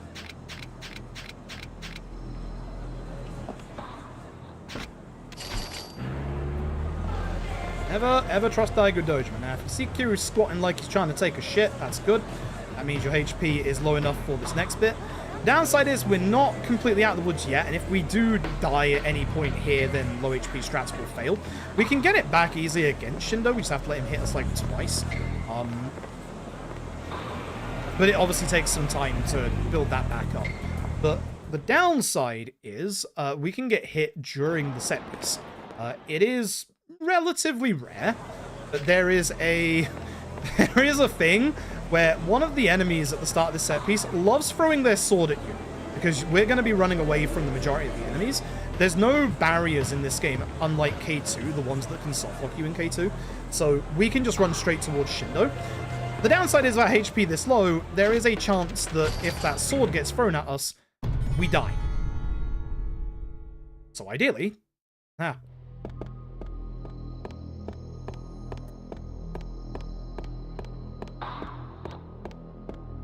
Top will speak to us.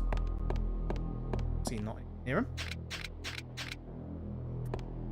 Okay, so to be very careful and pay attention to sounds here to see if I can hear if an enemy is trying to do the throw. Very certain they have a yell that they do if they do.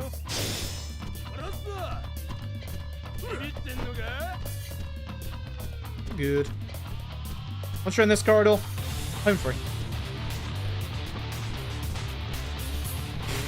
Alright, here we go. Ugh. Also, as long as the animation doesn't end for the spin, it doesn't use up the durability, as you will see here, because enter and spin is the same button, but you'll still see I have 4 at the top, right? Concentrate on this one, because this fight with Brass Knuckles is a little scarier than Shield.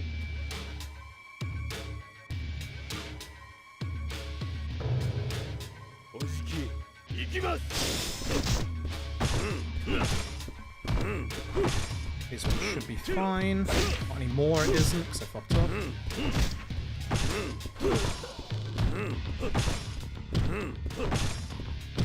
Hopefully I have maneuvered Shindo back towards the door, because we will be leaving there, and our position is where we get Shindo to that HP value. This part of the fight is the scary part, because Shindo can just attack straight away. So be ready on that spin in case he does.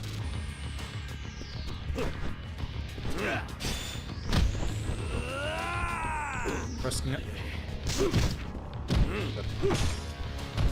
Yeah, not risking it. There's a weird thing, there's a weird interaction in this bit where if you're like looking at the middle or near the middle, then you won't get teleported here at the start.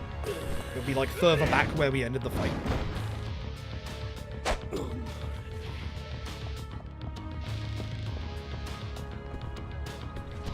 Okay, this is the scary part. So, we need to get Shindo to just a little bit above 1 HP bar above the second bar. Shit. Timing was off. My timing was off. That's the move. You can gut punch through that move, but now I'm just going to have to set it back up again. Thank you. That's awesome. That's the move I was afraid of. People do that at the start of phase 3 as well. But thankfully that checkpoint's at the start of phase 3. Let's get ready for phase 2 again.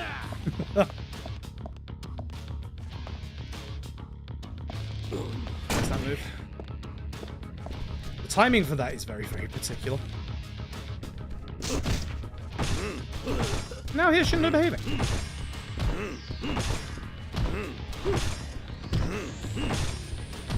So you see that HP bar that was remaining there? That's how close it is to failing or doing the skip.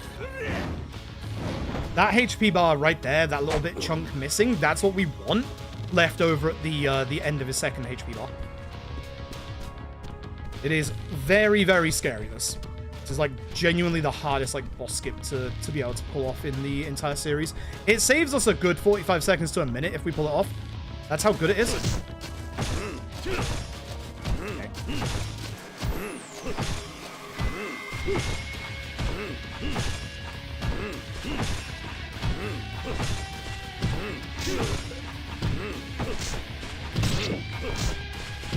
Too much.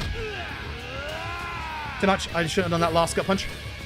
If I didn't do the last gut punch and just did the spin, it would have been fine. Too much. Oh. Gotta do it the old-fashioned way because we don't want to fail this QTE. So I said this in every... I failed QTE. I hit circle instead of triangle. Thought it was fucking circle. Alright, we do it again. So the cutscene that plays there is the same one in K2 and Ishin, but it is literally like twice the size for some reason. That's why we want to do the crit HP heat action, is because it will actually skip that entire like heat action. And this run wasn't ever going to PB anyway, so I get to show off. I get to show off the skip at the very least. That's what I want to do. The skip is very hard to do. Like pulling it off is like really a good feeling.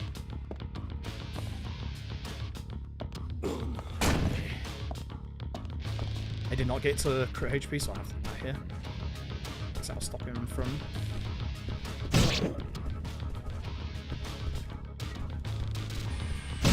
Thank you. Should have been phase 1. Toad House music, just Kiryu beating up dudes. Yeah. Yakuza 2 on the PS2 does have an amazing soundtrack. I love the soundtrack of this game. It's like one of my favorites. But difficulty-wise, like, for just any percent, not counting in like legend runs or anything like that, this is probably the hardest. I didn't get it. This is probably the hardest run out of any of them to do. Difficulty-wise, this run fucking sucks. I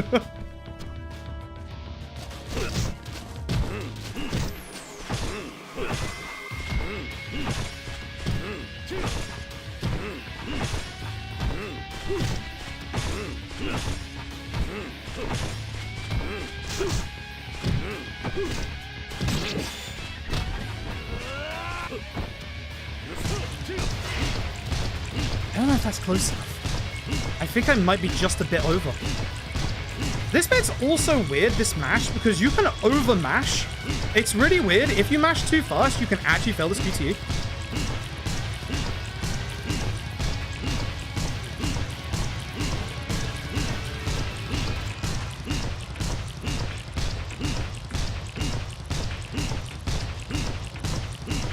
Got it.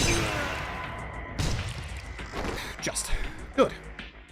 Okay, that's Shindo skip. That Shindo skip. That shit's hard. That shit's actually a lot harder than it looks. That skip is actually very, very hard. I'm not surprised I didn't do it first time, considering I haven't done this run in a while, but a little disappointing that it was third. Ugh.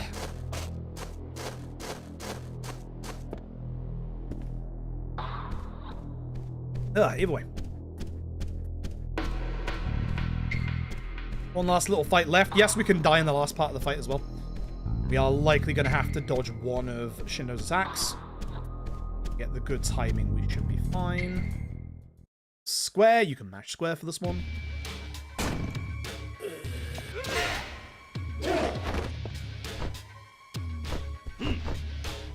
Bad. Yep. Nice, got it. Right, we win.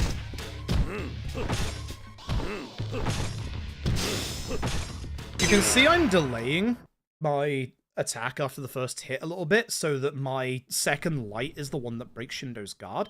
That way I can make it so that the gut punch actually hits Shindo and does all the damage. Alright, cool. Chapter 10. So we should be good now until Osaka Castle. That'll be the next scary part. But we gotta do the filler stuff, we gotta deal with Itachi's bullshit, all that jazz.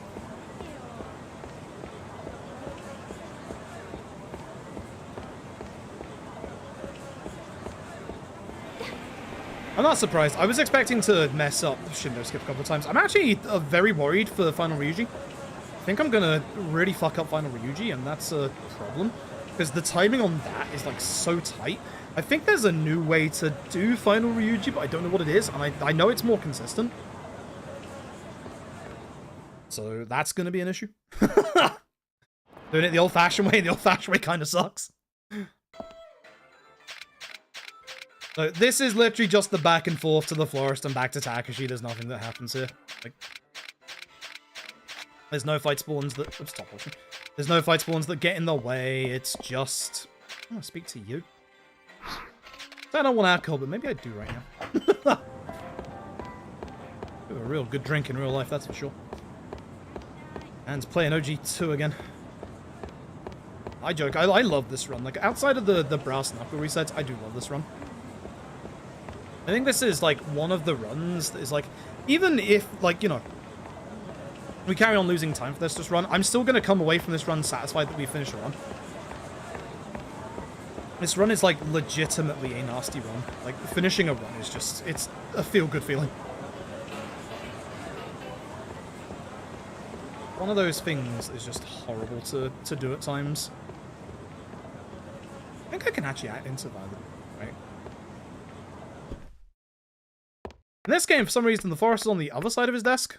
In K2, he's actually at his desk. Nice. Also, Kios, I hope the Final Fantasy 15 is going well with the newer strats. I'm very scared when I saw your title was, oh hey, new strats, and it's like, what, again? I remember you saying like, oh yeah, I'm done with Final Fantasy 15, and the next day, oh, I'm playing Final Fantasy 15. It's always terrifying because you never ever get away from your main speed run. It is never finished. It's never over. Top 50? Yo, good luck. This is a big milestone. It's so wild how busted that game is. So fucking wild. Oh yeah, his hitbox is actually huge in this game, I forgot. Thankfully the game does take us back. Okay, this should be Final Sotenbori. I know my notes are slightly wrong for Final Sotenbori. I do need to make sure I get the Calming Towel locker key. That's still correct. No Ogre Knuckles. Oh shit, I don't know. Oh fuck. There is speed tech in this bit that isn't in my notes, and I will not be able to pull it off from default.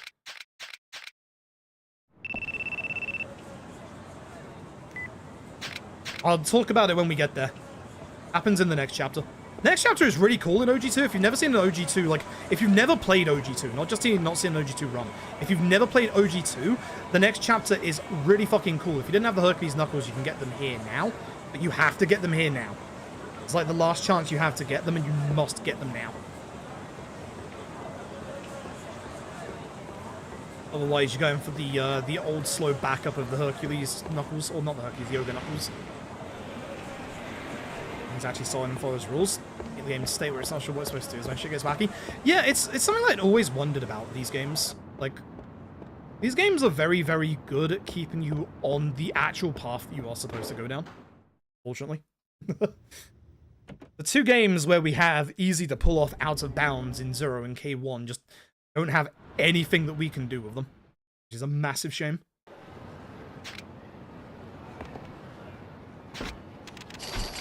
OG2 brain, it's time to kick in. Remember the taxi route. Fuck! Too far to the right. Got the aggro in by changing the scene. And this is why movement is so very important in both this and OG1. Your movement in these games is hard to pull off because it's old school isometric PS2 camera angles. So if you're like, if I'm still holding like left here, and like now I'm changing, I'm still holding left. Like, that's the way that like games like this work back in this era. It's very hard to pull off at first. It's why when you don't do this run for a while, it's hard to pick the movement back up. Good movement in these games is so very vital to getting a good time. Vigil. I might run this because it's not that much of a time loss, just in case my money is still a little off. It shouldn't be.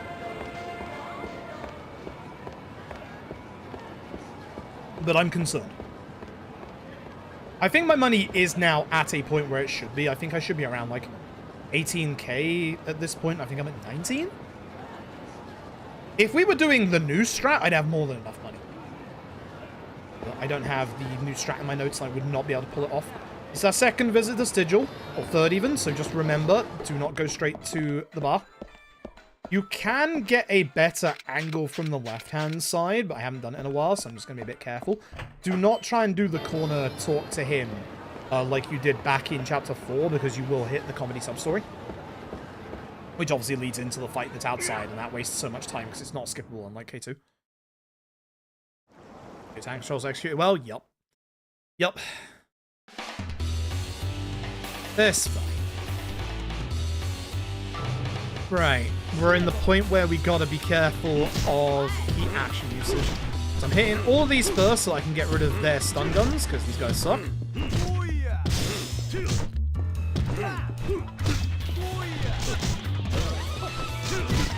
Ideally, I want to leave one of the larger enemies until the end, because again, these guys being small, they should be falling over when I'm hitting them, but they're not. There we go. Because then I use my heat action. And I build my heat back up. So we want our heat maxed for the next fight. This is not going well at all.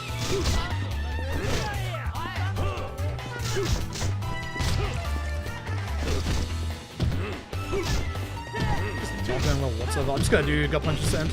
I'm going to leave those two to the end, so just in case I make a mistake and use some heat.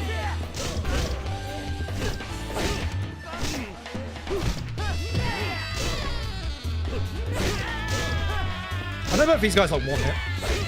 You really want to use a lot more essence of finishers in this fight. I want to leave this fight with full heat. It's very important I leave that fight with full heat. Basically, at this point of the run, we do a lot more heat management than we were doing earlier. So, this is where things are going to start changing up from Kiwami 2. So, if you've played Kiwami 2...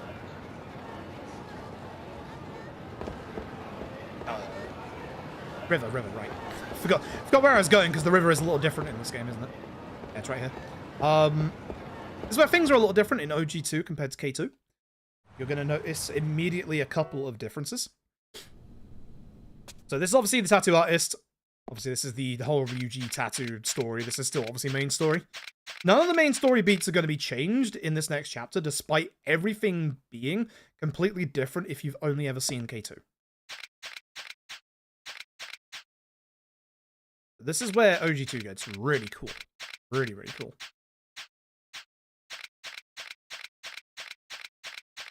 Let's Club Adam. I kind of do as well. I feel like it's been done differently, but better these days. And I will maintain that they could do it again as long as they, you know, modernized it a bit. Which, of all the progress they've had with cabaret clubs in this series, they easily could. So, we gotta go see Satoshi. Now, you might notice that we were at the bottom left of the map, which is where Satoshi is in K2. That's because we're going somewhere else in OG2. We're going up this way instead. He's actually on this corner.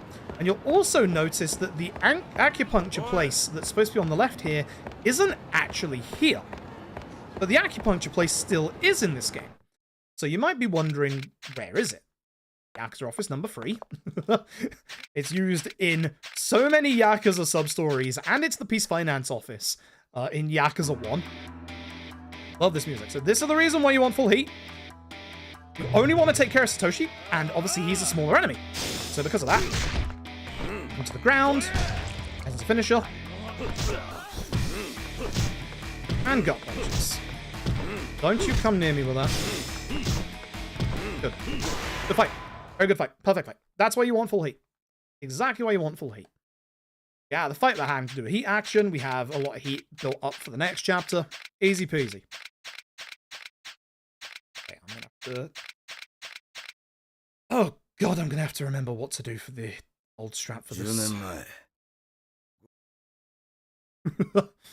gonna be a little bit scary. Should be fine. Should be fine. But yeah, no, as you can see, like, even the story beats are exactly the same, so none of that is different. So even though what you're about to see is completely different, none of this is different story-wise.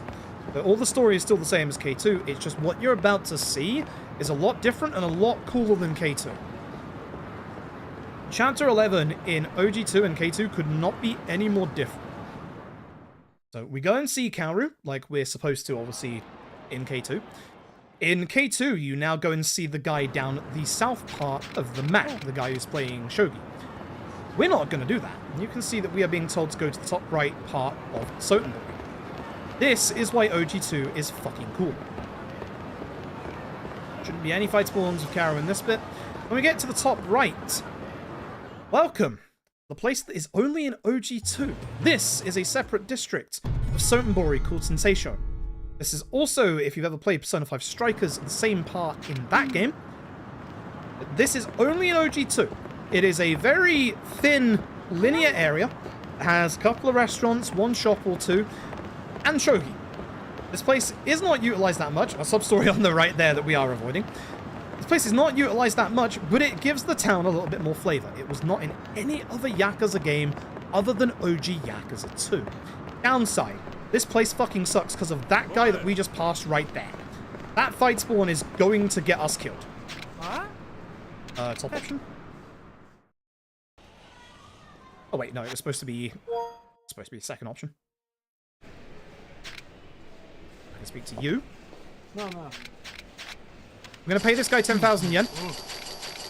He is now going to cheat for us. Now we play. Which this one is. Let me just double check. You forward how many times? 1, 2, 3. Oh no, I'm in check. We cheat by reversing the board. Checkmate. So, there's a new strap for that.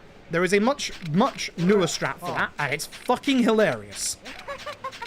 Shogi AI in OG Yakuza 2 is not smart. Please don't be here, because then I have to try and do the thing. He got caught in an NPC. Okay, you can get past this guy. He got caught in an NPC, unfortunately. So now I just have to do this fight. It's a massive time loss. This is the hardest fight skip to do in OG2. It's just, if it turns up, it's really, really hard to do. I haven't done it in a while, so it's fine. These large lads are also some of the earliest enemies that will go into their enraged state. What that means is they get a bunch of hyper armor, and they will just ignore the fact that we're gut punching. So we don't want them to do that, which is why I'm focusing on the ones that I have dealt damage to ahead of time. That's a 5,000 yen. All right, we're good for money for taxis now, definitely. 110%. Make an offering of 1,000 yen. This is to find the survivors of the Jingle. It is a lot more convoluted in OG2 than it is K2. So I don't fully agree with people that say that K2 should have been like this as well. I kind of like the fact that K2 reduces a couple of these steps. K2 basically makes it so that it flows a little better. In K2, we're already out of the chapter at this point. Who's going to stop us? Nope. So, to explain the actual speed tech for that bit now, one of our Japanese runners found out that Shogi AI is abysmally bad. Also, you want to keep Karu away from this guy because Karu can grab him, and that's annoying. Perfect. Good fight. So, what we do is we actually play Shogi.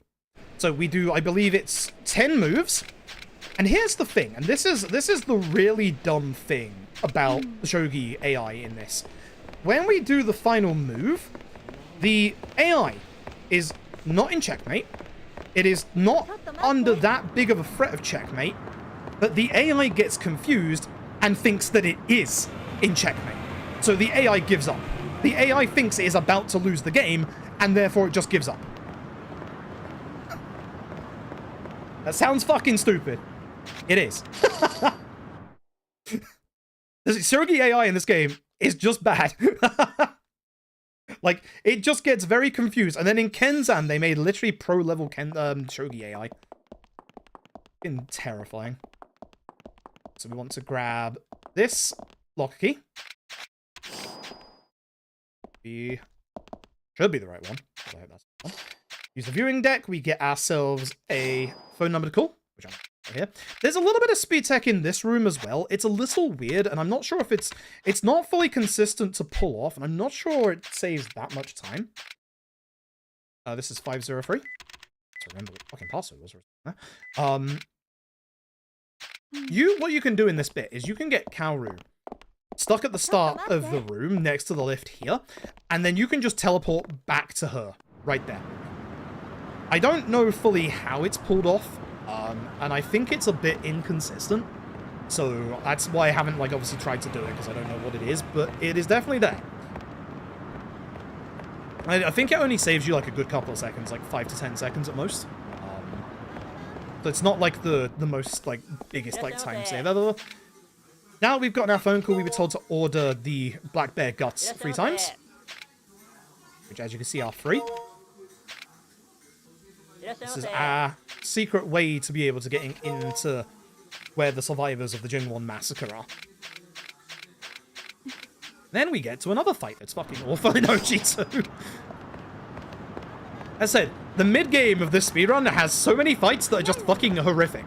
Like, there's a lot of fights in this that are just, like, really nasty to deal with, and this is one of them. It's not quite as bad as the Jingwon Mafia guys in Dokimoto's or in Shangri-La, but this can go wrong. This can go exceedingly wrong.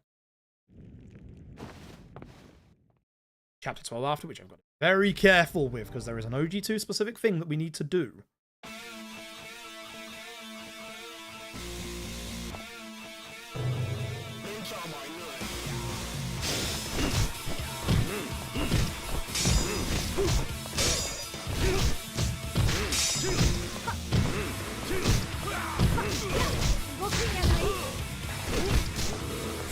The attack off there. This guy sucks. He also has unlimited knives. I'm trying to keep him locked down. The downside is the smaller ads also, like, kicking my ass. I should be using heat actions on the smaller ads like this to reset everyone's kind of position and stop them attacking me, and to deal with the guys that have the throwing knives, because they are the worst. This guy's throwing knives are unlimited, and he can also just, like, keep throwing them. I really want him dead. If I can get him, like, locked down, I'm actually okay with that. You can fuck off. I don't want to end with a heat action, but like, that's the best I can do. That fight can go very wrong. It's just annoying. It's not a hard fight. Despite the fact I did not do some of the newer, quicker stuff, I'm only losing 5 seconds. That's not bad. I definitely did things slower, though. I got into the fight spawn. So that means in my PB, I do have the fight spawn. That's good to know for when I come back to this properly. Okay, so I don't actually have to do that, so I can skip that part and just go straight to that. I guess the second taxi would be better to do. Yeah, it would, actually. Alright, here's the crazy Ken stuff. Gets me DMCA'd, or I would play it. We're, like, really far behind in the run that I would just play the cutscene because it's a really good cutscene. Okay, so for this bit's a little tricky. There's a couple of fight spawns on the way. Some are easier to avoid, like that guy. And then there's one very hard to avoid one coming up here. Concentrate a little bit for this bit. Take this left-hand side, and then we need to be very careful because this guy's hitbox can hit you from all the way over. I went a little too far. Just a tiny bit too far. I had a good line, I just went too far.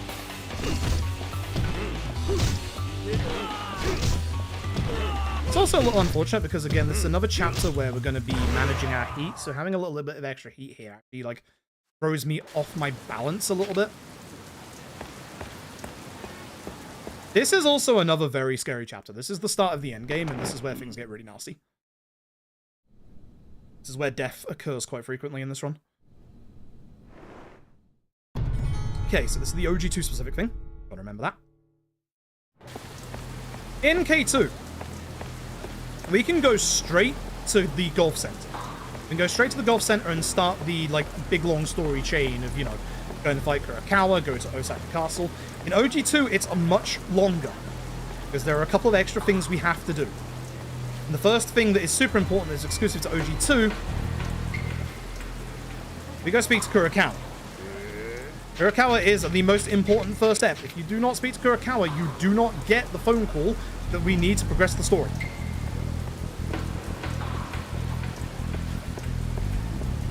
And to get said phone call, we have to go to a specific spot. So my brain that was like, hey, I should go to the other spot. No, you don't. You go here.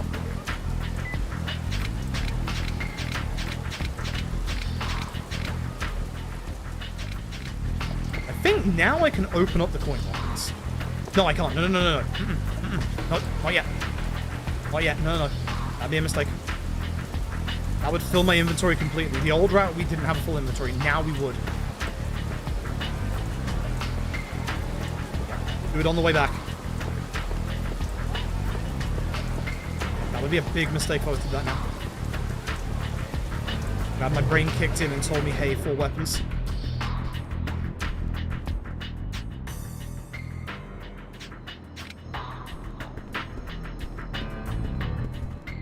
Up the locker key, I don't need that.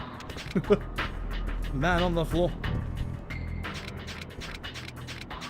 So this bit we should have 3 weapons. 3 weapons is what we want ideally because we want 1 free space in our inventory for the fight after this one. We've got to go grabbing. We want to leave this fight with full heat, which is not hard to do because this guy is just gut punches.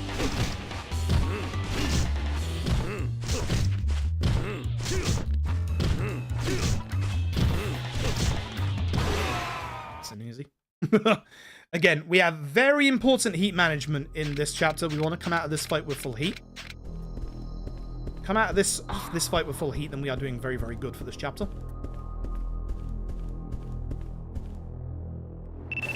And now we go over to the right.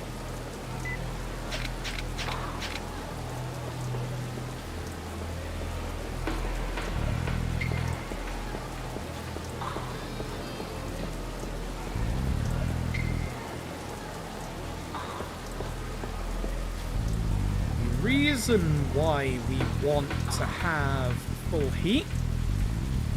See it in a second here.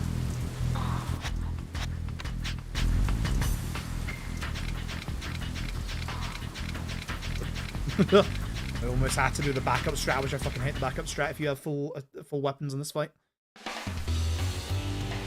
The reason why we don't want our brass knuckles on is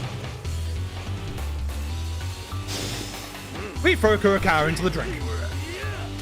2 HP bars, easy gone. There are other enemies in this fight that also have 2 HP bars, and that is it. Nice, good fight. At this point, we now brass knuckle our way through the rest of the fight. Want to come out of this fight with full heat?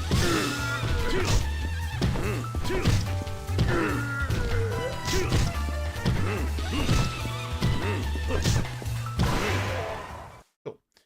Now, we open the lockers. Now we open the lockers. So I'm going to get a second scander water, which is a pain in the backside because we don't use it anymore. I'll probably still use it in the place where we used to use it because I have it. Like, we certainly didn't need it anymore. One of those things that, you know, I got it, so I might as well. We want to open 4849 that gets us the Scander Water and the other Patriarch bat.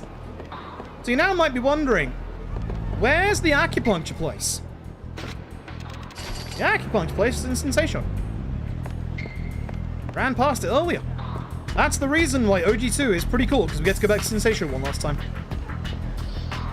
I really like this little area. This little area is great. The fight spawn that's over here is no longer a problem. The fight spawn that's over here is just simple to deal with. Very, very simple to deal with. We're not actually going to be dealing with it.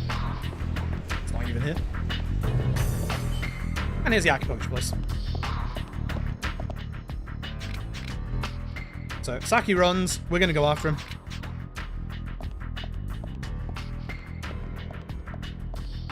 Now, the cool bit about this bit is if you look at the top of the screen, you can actually see Asaki running away. But you can see, like, which of the screen he transitions to. The NPCs also say, hey, I just saw this guy running past me. Doing this, we can cut him off at the end. This is the reason why I want full heat, is because for Asaki, he counts as a smaller enemy, which means we can just knock him to the ground. Then build up our heat to come out of this fight with almost full heat. If we are on full heat, that's also fine, but we want full heat or thereabouts. Ideally not full. That's good, that's perfect, that's actually perfect. So the reason why I don't want full heat is that allows me to get one gut punch off at the start of the set piece coming up, which builds up my heat enough for what I need. It doesn't, like, it builds up enough damage from that I can do to the person I'm gonna heat action without him going to the ground and still being alive. As said, OG2's heat management at this part of the game is chef's kiss. It's very tight. That's why I like OG2 a lot. I love OG2. OG2 is an extremely technical run. It's very hard. I like this run a lot. This should be second option from Sensation, because first is back to Surfboard.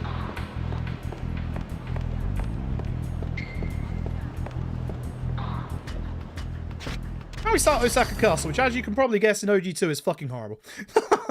Much like K2, this shit's hard. This shit's hard to go fast at. So yeah, the nice thing is, I can just take care of Kaneda. Now, there are some things that are better in OG2 compared to K2, like this fight. We only have to deal with Kaneda. There you go. That does enough damage, but now that now kills.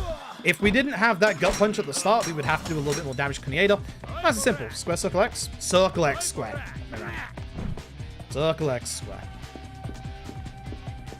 And if you know the QTs ahead of time,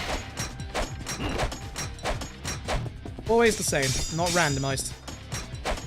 Ideally, we don't want to get hit in here. There are spare healing items around if need be.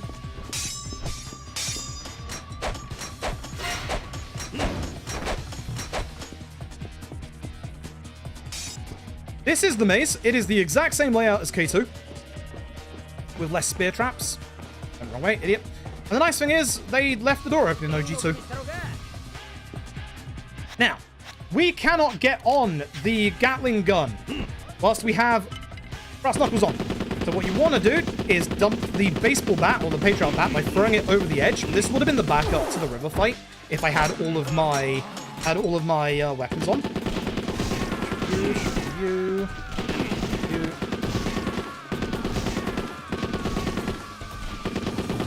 Yes, even OG2 had the samurai shooting section. Again, you can skip that with that. You can jump down the circle. Patriarch bat should be just in front of us. Perfect. Taking too much damage there, or you need, obviously, a couple of bits of that. I don't have the other Scander Water. Oh, right, that was the one in Donkey. Right, no, the other bat I was thinking of was the one outside of Thingy. Triangle? Oh, circle for the first triangle to the other two. That's bad. That's gonna fucking kill me. Oh, we're going the wrong way now. That's bad. So, the QTs in here are based on your position in the room, so you want to push Kaneda towards the boss door. Fortunately, all these enemies are annoying, so I'm just going to keep pushing. This is going to get QT. So I don't have stability, I get knocked down. That's X on this side. I dead. Man, fuck. Shit. That's bad. Where does that start me? It might start me at the start, which would be very bad.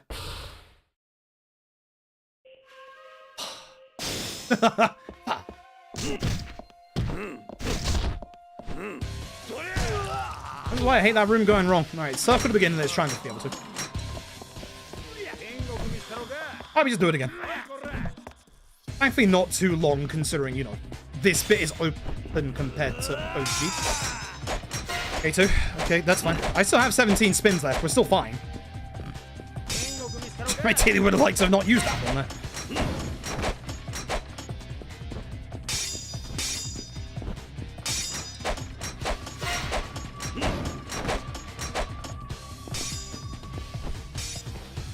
Okay. So yeah, this is exactly the same layout as OG2, which is nice. And the next one, idiot. It's the exact same layout, but I'm still getting lost. Somehow.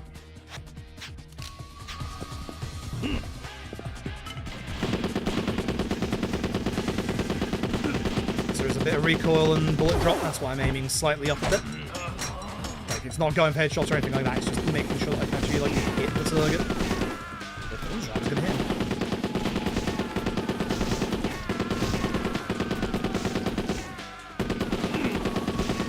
It's obviously a lot more annoying to control than K2. I can probably guess. 17 spins, more than enough for the rest of the game. Let's look.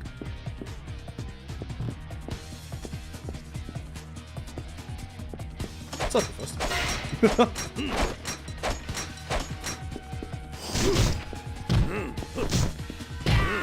Killing him actually isn't the worst thing because he can be annoying. Circle for this one? Oh god, am I too far to the left?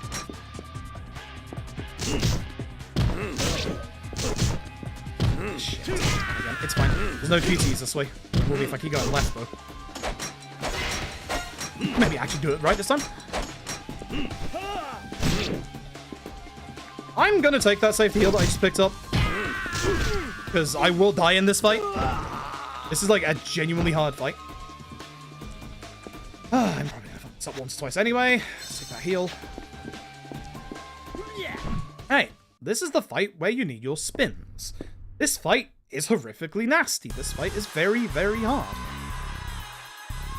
It is the tiger fight. So, we're gonna be attempting to gut punch tigers. The tigers don't really give a fuck about being gut punched is the thing. And we are going to try to stop their charge with a spin.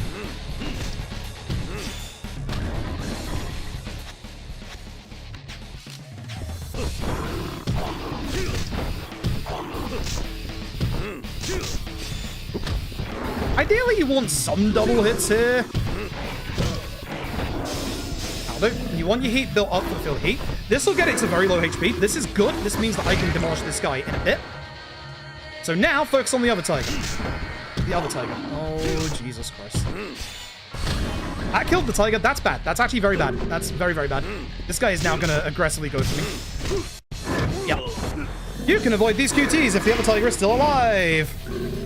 Alright, we're just going to do a slow tiger fight. A more manageable one, but more slow. Circle. Man remembers. I'm saying this QC enough. Saying this QC enough, I remember. It's like, it's not good damage to do that compared to, obviously, the thing. Did not mean to do that. Like, you just want your heat built up for all these heat actions because you don't want to have to mash through and feel the heat. You should still have a Tarana or two left over after Hayashi. But the trouble is, by doing the spin, it's going to reset this tiger to do its feel the heat at some point. Good? No, got it in time. Got it fast enough. Scuffed tiger fight. Very scuffed tiger fight.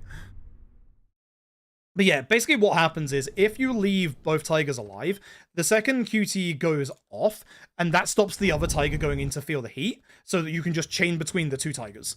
And then you don't get any extra cutscenes or anything like that. So that's why killing one of the tigers is bad. But yeah, the tiger fight is a lot nicer now that we have the Hercules Knuckles. We used to rely on the normal brass knuckles and the ogre knuckles, which meant that the amount of spins we had maximum there was 15 in total. But now you can have 20 going into that fight. And 20 is amazing. So OG2 has different speed tech for this bit compared to K2. There is actually OG2 specific speed tech that is phenomenal in this bit. But to get the conversation going and to carry on the story here, usually in K2 you would just taxi away to any other point. In OG2, it's actually going back to the bar and then back again. And we get one absolutely amazing fight track, which I think is my favorite fight track in this entire game, which isn't in K2 or wasn't remixed for K2 at all, but it really, for me, sums up, like, the vibes of what OG2 soundtrack are. I absolutely adore this soundtrack to bits. Like, I have nothing against K2's. I still think K2's is good. It's just there is a vibe and a feel to OG2 that is not translated to K2 whatsoever. Let's say, JT, a little bit. I'm still a little off. I'm still feeling the effects of bloody COVID a little bit, but I'm starting to get there at least. Oh yeah, speak to that guy first. Not like K2 where it automatically does it. Okay. So at this point in the game, we must never let our Knuckles run out.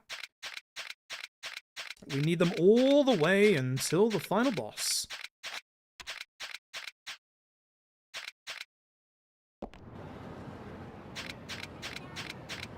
Guys that are harassing Haruka, and listen to this soundtrack. The soundtrack is immense. I love this.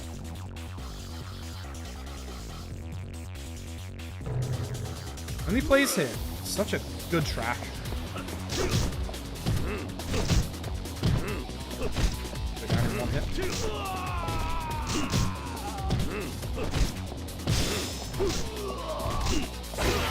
Cool. Not too bad. Not too bad. I kept myself relatively close to that guy after I missed the second gut punch. Yeah, unfortunately, I'm still quite bunged up, unfortunately. The nasal passages have still not recovered from whatever the fuck this is. To clear my entire sinuses out at some point. Hi, Light. Thank you for the tier 1 for 39 months. I appreciate that. Thank you very, very much. Let's head over here. So, this is the OG2 specific speed tech. This is cool. This is super fucking cool. So we're gonna go back to the bar. This is where we're supposed to do the, you know, whole, like, Haruka becomes an idol thing. Go back to the bar, speak to Haruka, and then do the bottom option. Yeah, fuck all that. Go back to Kamurocho. That simple. You can literally talk to Haruka in this game and skip that entire fucking questline. Great. Fucking great.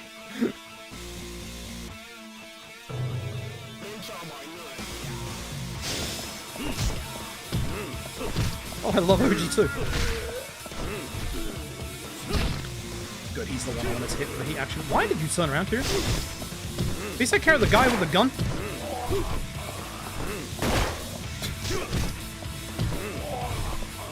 So this bit, we now need to jump to the different trucks. So we know which direction they're coming from. Make sure it says jump at the top right, because otherwise you can have a couple of problems. It's a little bit finicky. You don't want to waste spins or time to failed spins, obviously. Bam, one hit, so he's fine. You.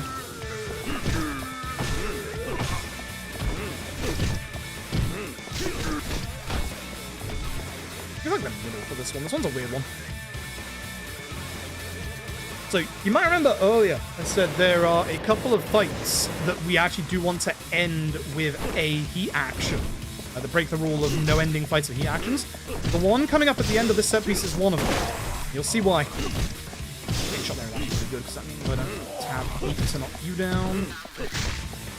You'll be fine. Oh, hold on a minute.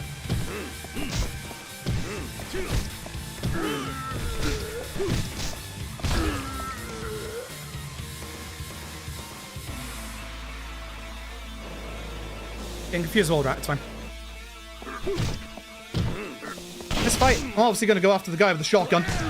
Because, funnily enough, I want that shotgun. Flashing is not good today. Dude, go away, please. Thank you. There we go. Alright, back to Knuckles. I'm not going to use that shotgun for quite some time, actually. That is safety because my HP is looking a little spicy. Must not be in low HP for the heat action for this bit.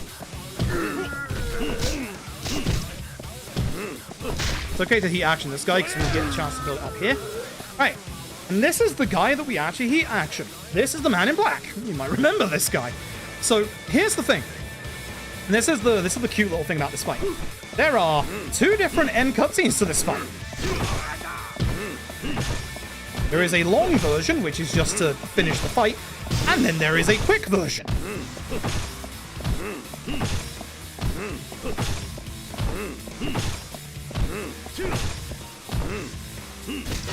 This is the quick version. Because by doing that, you skip the animation of the man in black slowly falling over backwards off the truck, and you get out of this fight like a good 10 to 15 seconds faster. That's why you finish with a heat action here. That's one of the rare fights that you do want to finish with a heat action. Please do not crash my game. This is the other point where my game loves to absolutely crash right here. That screen transition. We should be good now. Oh, there's still one more actually. No, that's a lie. There's still one more. But that's the second one. That's the one that really likes to crash on me. I think it's if you hit the trigger between the 2 screens at the same time. I think the game gets confused. Any couch settings? I did not. I've not changed anything actually. No, I've not changed anything. Wish I had, but no. Alright. Fuck this fight. This fight sucks because Kurohashi is a gun enemy, which means that he is running around and very, very fast. He will also get knocked down if we have full heat, which is also another problem. So, we're going to equip the Calming Towel, which reduces our heat to nothing, use the Scander Water, and then hopefully get him in the lock combo before he runs off and shoots. And now we're just going to take Kurohashi for a walk around the room. So this is the Scander Water. It's an item that is obviously not seen again after Yakuza 2. It is very busted. It slows down time. With the Calming Towel, we don't generate heat. The downside about getting caught on the desk is that the enemy can catch up to you. You don't want to go up either of the stairs until you're like obviously close to finishing Kurohashi. You don't have to take care of the ads. It's just him.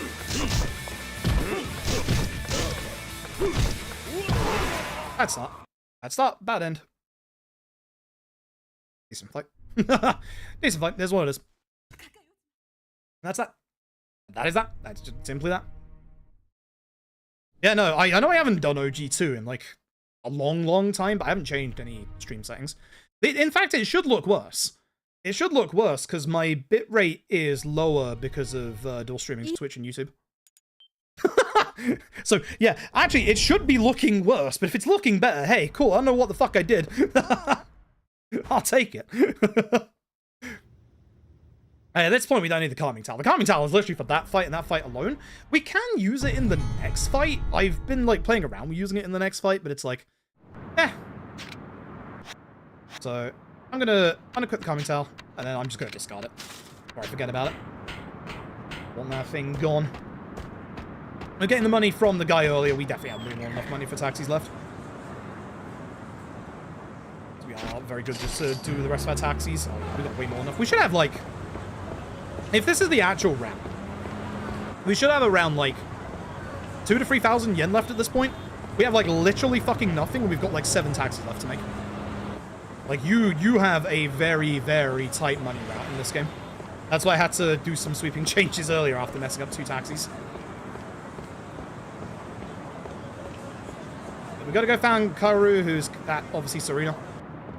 Again, your mum. Granny White is still here. You can see her on the right. Watch out for Granny White. She will surprise you. This game still has chapter-locked sub-stories. Chapter-locked sub-stories were a thing until OG Yakuza 3. Or at least after OG Yakuza 3. So, it's kind of surprising that Granny White lasts as long as she does. The reason why she doesn't turn up sometimes is because we have NPCs with us. You can see her head at the bottom right. Granny White. As long as you're just aware, just run away. I can actually soft lock the game here, so I'm going to go a little bit further out so that I don't do that. Good. I see that screen transition. I really... The amount of times I had the game crash by just doing the quick corner transition that's gotten me, like, soft locked. It makes me think that it is if you, like, change the screen twice or more in quick succession. I feel like that's the reason. I might be wrong. Now, this bit's going to be different to K2. Because obviously we don't have the quality of life that we get from good old K2. K2 gives us a shit ton more taxi options. OG2 does not. OG2, you have 3 taxis. Top left, top right, bottom middle. So obviously the quickest taxi from Documentos, instead of being Tenkaichi and K2, is obviously all the way up here in OG. There is a fight spawn on the left. You can just avoid it by sticking to the right. And you should be good, provided you remember the one up the top of West Shichibuku. Nice and easy. There's not too much in terms of these fights. I don't know if my PB had shotgun strats. We might actually save a little bit of time in the fight, though. Look. K2 is kind of nice here because it automatically takes you to the cutscene, so shout out to K2 instead of OG2 here. K2 with the one better quality of life thing over OG2 somehow. Okay. And this is Purgatory. Purgatory first. Come on, Daigo. Gonna go see Uncle Majima. According to Dead Souls, Daigo's never been to Purgatory, by the way, so ignore the fact that Daigo's with us. I think Sweet Daigo's still here, right? Yes. I think the only time she isn't here is with Haruka, because Haruka is a part of that sub-story later. I think that's the way that I remembered it previously. Ed is screaming? Thankfully no clan creator bullshit in this game.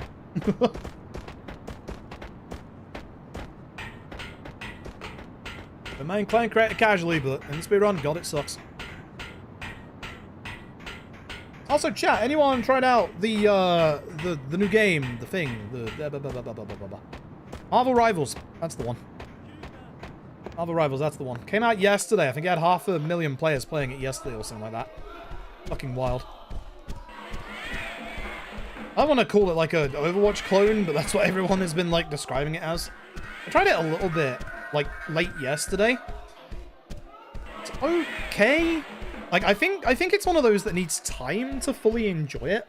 I feel like the biggest thing for me, and this is coming off of Deadlock, so it's a bit weird. It feels like there isn't any hit register. Like it feels just weird. Like it feels like there's just a little bit of missing hit reg, and like that's it. I think it could also be a bit more clearer with its objectives. Because the amount of... I think the issue is, as well, is a lot of the games that I've played have been with people that have only played the game for the first time, so they don't know what the fuck they're doing, because no one ever tries the training mode.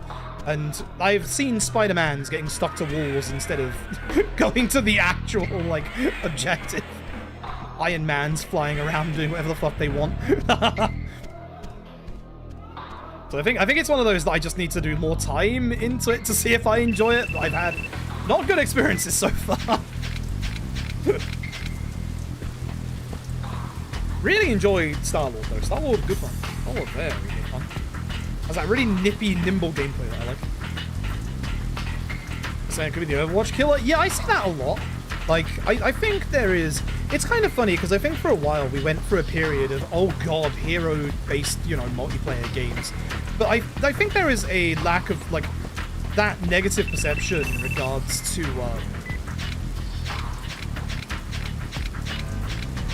avoid Club Adam. Gotcha. Right, yeah, Jesus Christ. My brain here was just like, you gotta avoid something. I was like, wait. Wait, what am I doing in this bit? Yeah, right, this direction and then being very careful. Right, don't stick left. That's OG1. Stick to the bottom part of the road. Yeah. If we stick to the top part of the road here, you'll see those guys having an argument outside of the Marietta. That is the long introduction to Club Adam. That will get you in trouble. That's the thing that I had to avoid. If I walk into that, I lose 2 minutes. Not that I've already not lost 2 minutes, but you know, another 2 minutes. God, thank God I remember that. Jesus Christ. I'm talking Marvel Rivals? Yeah, Marvel Rivals. I think it just needs a little bit more time in terms of, you know, people know what they're doing. Because the amount of team games I've had where it's been just a stomp of, this team's obviously played the game before compared to this team hasn't played the game before. Which is another thing that's going with Deadlock at the minute. Deadlock's like still in its alpha phase, so that's really bad. So it's actually like still getting like a lot of like feedback and stuff. But its matchmaking at the minute isn't great. Like, they're trying to make games like 40 minutes long, which is working. But every game just seems to be, oh, you've got like a person on your team that is brand new to a MOBA. And the other team just like has like, you know, people that have put like 40, 50 hours into it already. And it's like, it feels so unbalanced at the minute. And I've had so many like people that just quit the game as well. It sucks. I don't think Deadlock's in a good position right now. But I think it's in a necessary position. Because it's in an alpha. It's trying to get that data for its, you know, for its algorithm for when the game actually launches. It's a necessary evil that has to be done, and like the alpha period is when it needs to be done. Room's a lot nicer than when we were here earlier, but it's still a pain in the ass. Deadlock not having a punishment for leaving fucking sucks. I had the miracle game. I had the fucking miracle game where literally there was no haze and no wraith. Like, have you ever had a game like that? Like, that was the only game I have never had a fucking haze and also no wraith at the same time. And you know what happened? My fucking Geist rage quit 4 minutes in. Fuck! my nice game of having a unique actual game gone. Fuck. Fuck that Geist. I'm so upset. I will never see a hazeless Deadlock game again for as long as I live. Fuck.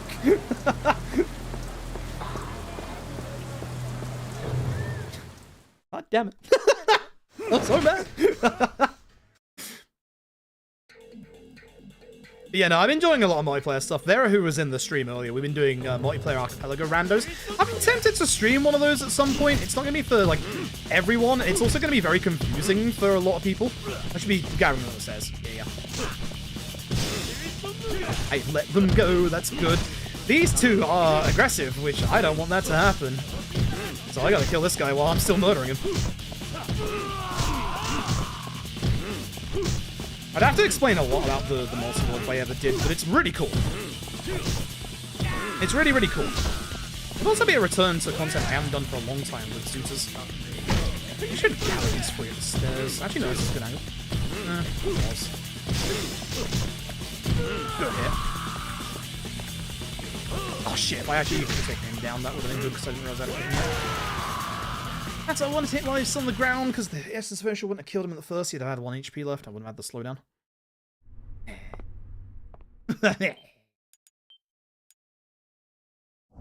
Please? Oh, wait, no, shit.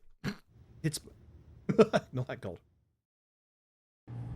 There is, would you believe it, OG2 exclusive speed tech coming up in this chapter. So, this is a point of contention in K2. It's kind of funny because, like, we kind of hate it in the run, and yet it comes at the right time.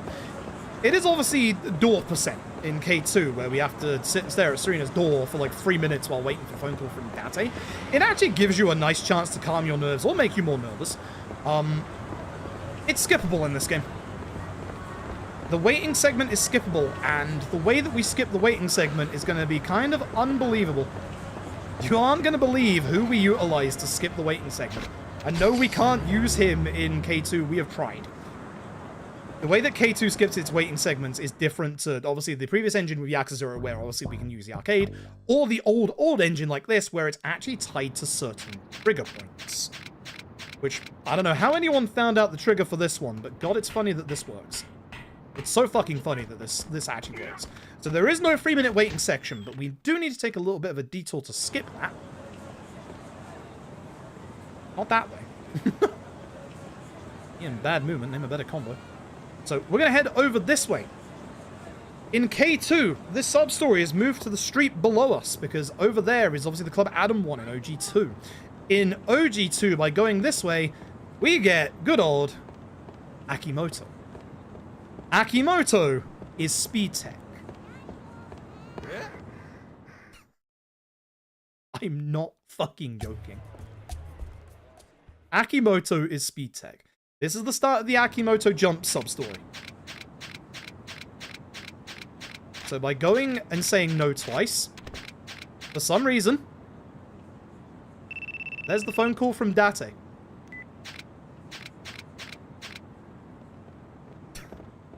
Couldn't tell you. Couldn't tell you. Couldn't tell you. just works. It's one of those bits of speed tech that you just smile, you nod, and you go, yep, that's how it works. Thanks, Akimoto. Saves us literally a couple of minutes. In OG1, you can't walk on this side, but OG2, you can. Wait, it's reversed. You still can on this one, but yeah, no, I should have been the other way around. Oops.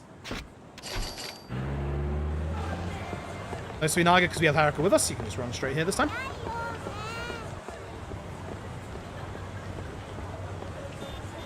Chapter 14 doesn't have much going on with it. We just run back and forth.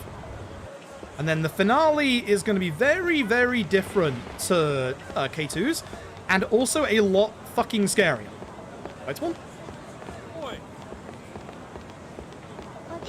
Right, we stay in the middle of the road instead of the left-hand side.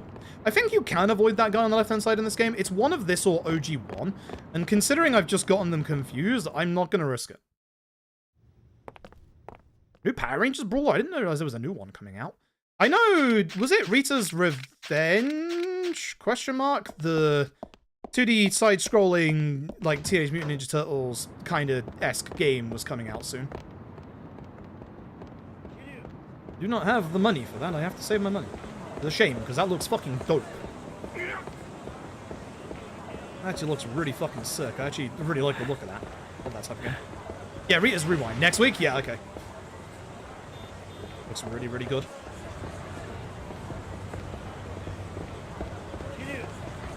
Suinaga should be back here with Date. Ow. She is. Right, that's the last taxi. That's it. Cool.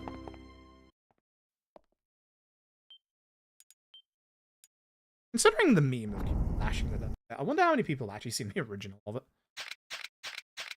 Right. Second option, Date. And here we go. So this is the finale. This is some very scary shit, actually. Unlike K2, there is not a full 3D map of Kamurocho for obvious reasons. This is the PS2 era. So we won't be going across the entirety of Kamurocho.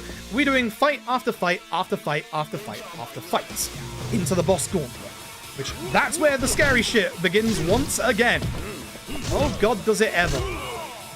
So we used to use the Scander Water in this fight, just to slow everybody down, but we don't actually need it in this fight. You can go pretty fast as long as you don't get attacked by this annoying little enemy and the other annoying enemy in this fight. I really want to build my heat up so I can get some heat actions off. The actions are very good in this fight. But again, ideally you want to like gather enemies together so that you can gut punch multiple, blah blah. Try and come out of this fight with full heat. And again, for these fights, you can spin, just as long as you have one spin left over for the final... 2 spins left over for the final sets of bosses. Somehow forgot a certain Day Jim Kim. Actually, no, you can do Day Jim Kim without. You have more consistent Day Jim Kim strats. Alright, for this fight! Knife guy!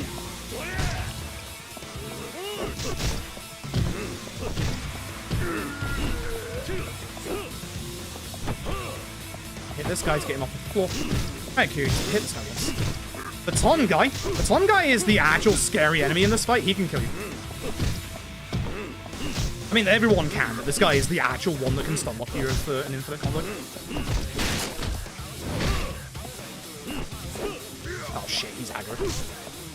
This into heat action. Ideally, I wanted to go into this next fight full heat, but that's fine. This fight is scary. This fight is very scary. I don't think we have a consistent way to do this fight. We should now have 65 XP. I should have way more than that at this point, considering how bad this run has been. 68, yep. Top track, we are going to get as much upgrades as we can. So, we are going to be getting a specific upgrade in this tree, where if we have heat, we don't die. Which is the very, very scary part. Because we're going to be doing low HP crit strats, and oh god, it's terrible. But these guys have a feel the heat when they're down to 1 HP bar left. Ideally, we can get them locked down together, but that's not happening at the moment. Again, you can spin here if need be. So what I'm going to do Get him down to 1 bar. He's going to go down stunned. And I'm going to use this time to deal as much damage to this guy as possible. The other guy will not interrupt me now.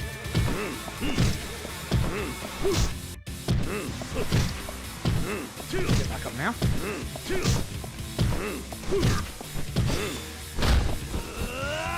Round.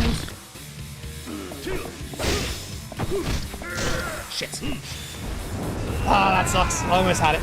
I wanted to use a spin to keep them both down. That'll at least kill one of them, but I didn't want to see that move.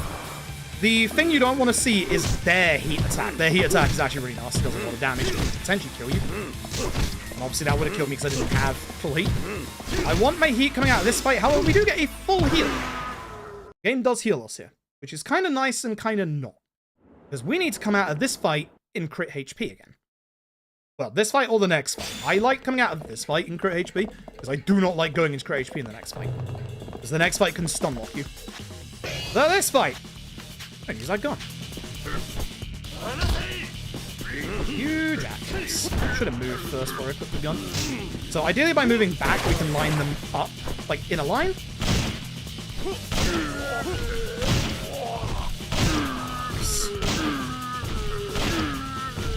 Good shots. Now they're going to spawn all the way down there. But again, the nice thing about this is that they're in a line.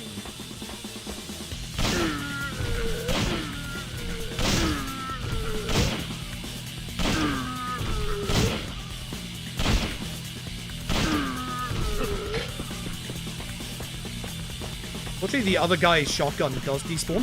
So at this point, we now brass Knuckle. Okay.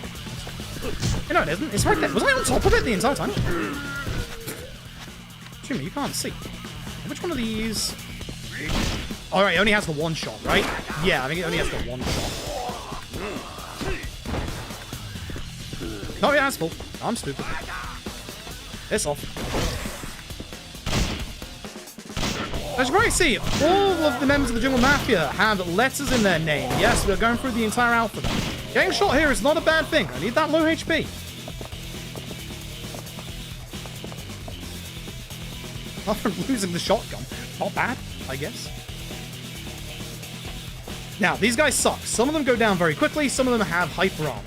So the ones with the blue HP bars have hyper armor, so you just want to be careful of them.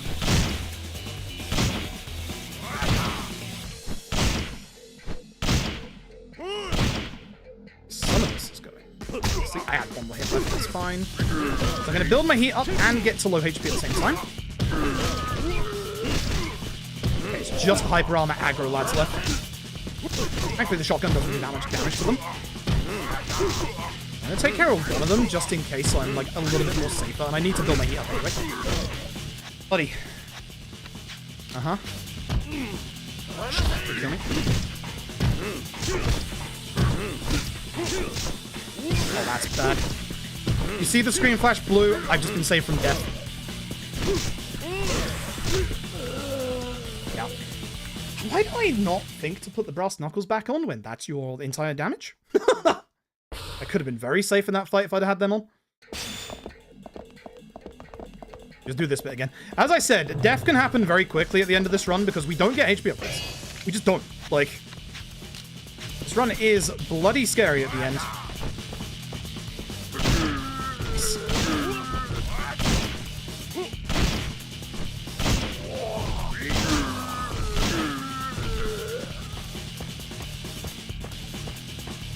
How did you walk away?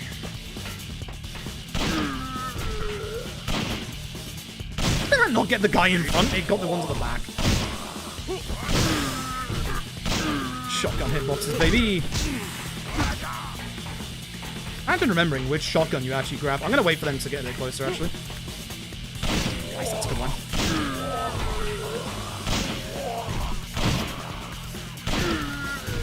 That's better. That was much better than the first time.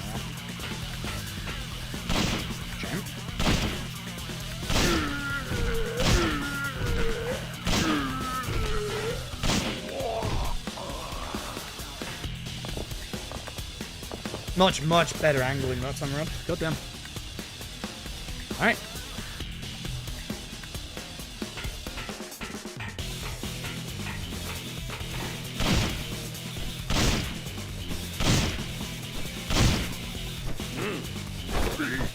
actually equip the brass knuckles this time, shall we?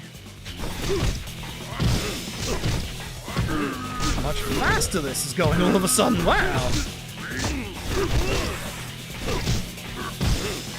And the heat build-up is better as well, what a shot.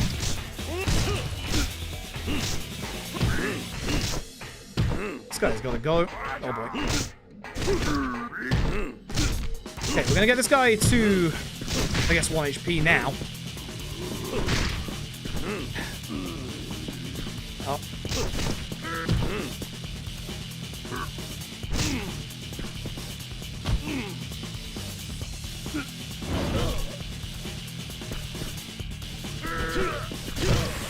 Punch him once to stop my heat drain. Actually, yeah, I snapped Tyrannus. And we're in crit HP. Right, good. I don't like going out of this fight in crit HP. You can do, I have done in the past, but it's the Man in Black final time. He has a stun. I don't want to do that. I do reset his position like that, so it's not too bad.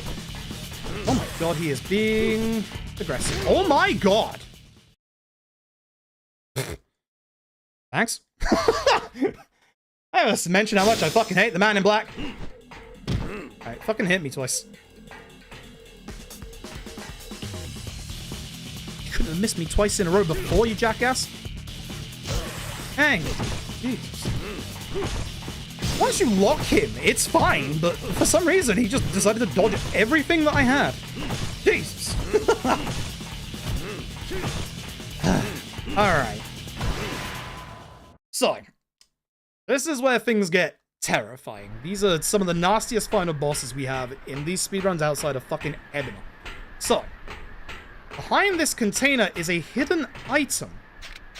If you played a lot of the older Yakuza games, you know exactly what this item is. It is the Payback Ring. The Payback Ring, when you have it equipped, if you are on the lower HP you have, the more damage you do. You see, we're at crit HP.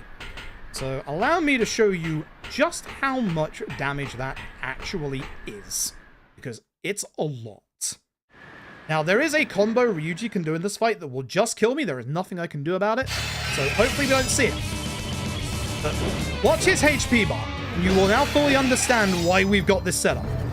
Yuna, thank you for the Prime Game for 43 months, I appreciate it.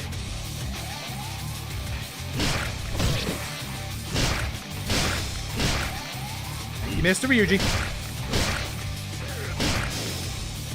Don't do the feel the heat.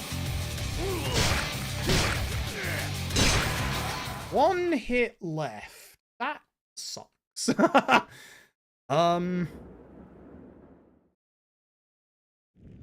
I need a baseball bat equipped damn near instantly.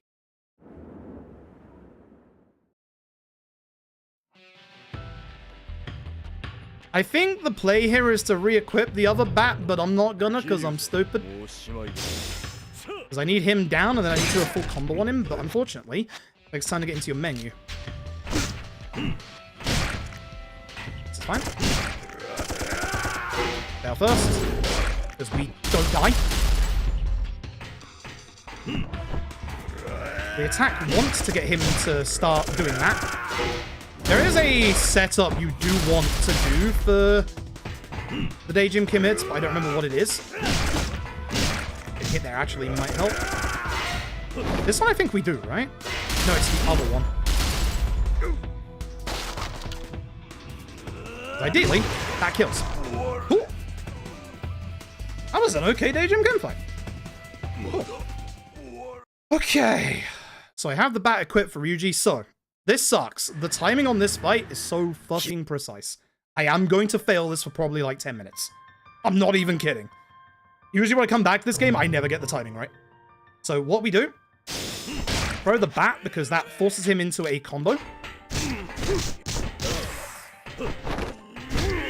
Fucked up. I fucked up by doing a triple instead of a double. That's not the timing. You'll see the timing in a second. This bit is actually genuinely scary. Now, rarely, Ryuji can pick up the bat, and then he is absolutely free. That's bad. I say just in case I don't die, I'm going to take this down. Okay. So the issue that I have here is that I'm doing the gut punch too early. You have to delay it. You have to delay the gut punch. It is not easy. Yeah,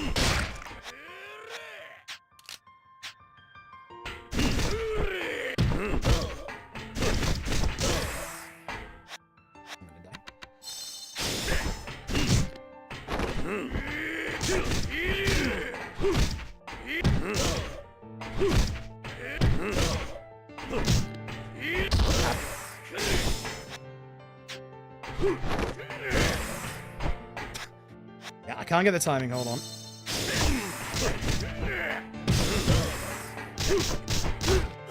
I keep accidentally doing an extra input as well, that's also killing me.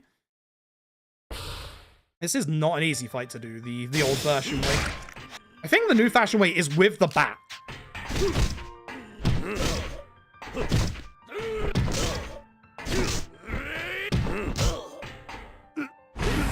That kills me.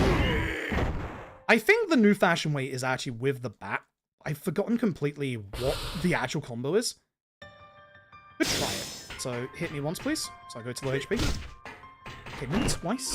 Thanks, Ryuji.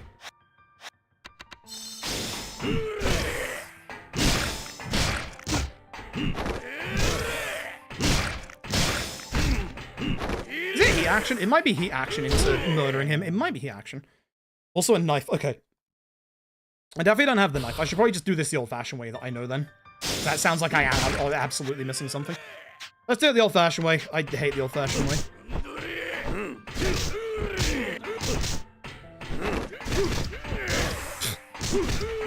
He's not even doing the combo. Like, he's not even doing the actual, like, you know, full down combo. Dodged? He fucking dodged. I don't think I've ever seen him dodge that. Yeah, the timing on this is very precise. I'm just doing my gut punches too early is the thing. I had it. I messed it up.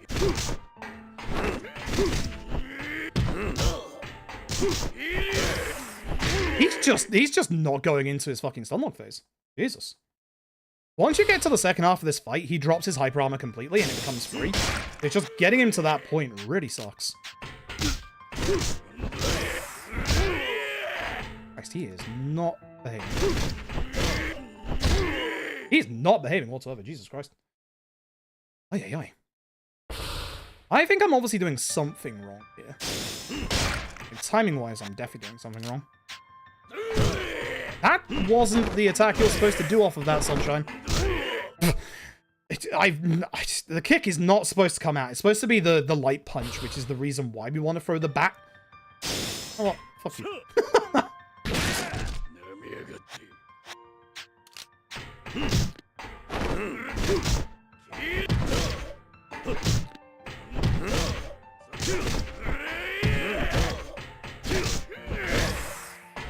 Jeez. He is so aggressive. I can actually get a good amount of damage off of this at least.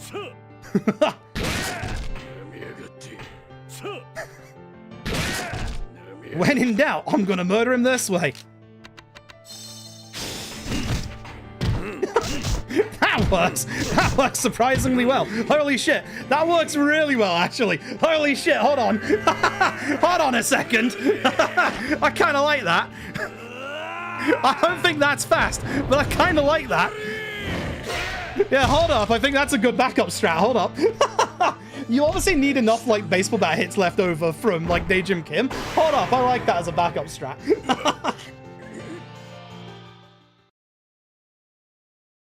You need enough Tauras from Hayashi left. You need enough baseball bat from Daejim Kim. But as a backup strat, I kind of like that. I'm not going to lie. That's not bad. That's not bad at all, actually. Hold on. Yeah, fuck Ryuji. Because that just pushed him into his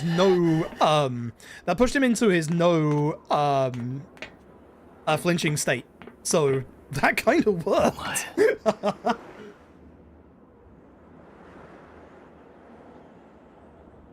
We love dumb strats here. They work.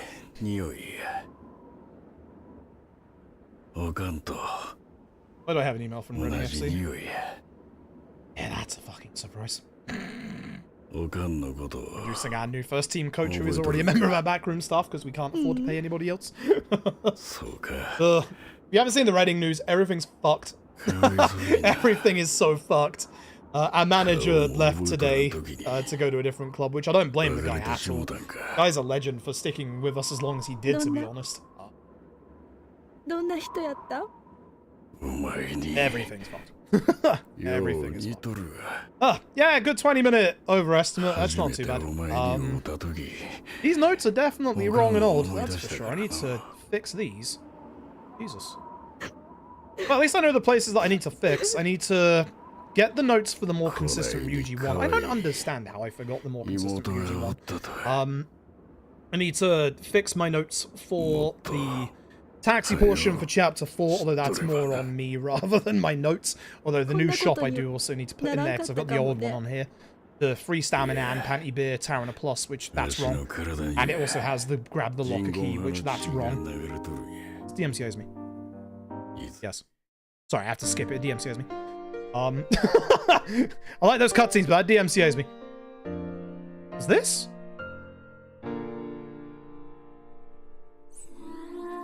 Too late now. If it has, it has. Oh well, too late now. The lockers are also different there. I need to get the shield strats down for Hayashi and Shindo, because I lost the shield again at Hayashi. That happened last time as well. But I at least did the shield strat against Hayashi and Man in Black correctly. And there was something late game, wasn't there? Shogi.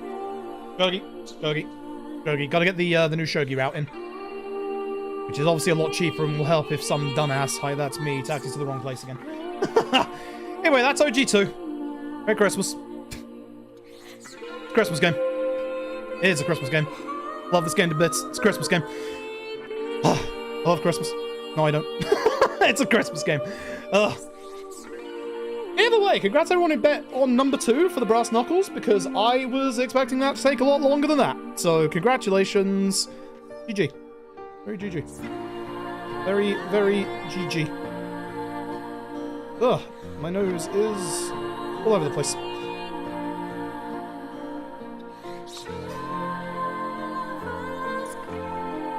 No one did? No faith. Unless you bet 1, at which point faith, but not quite the right faith. Okay. That's a bit of a short stream. I'm gonna head off. I'm still slightly trying to recover from whatever the fuck kind of flu COVID shite that I've got on my nose right now. But I'm also trying to learn a new speedrun. It's for the end of... It's for near the end of December.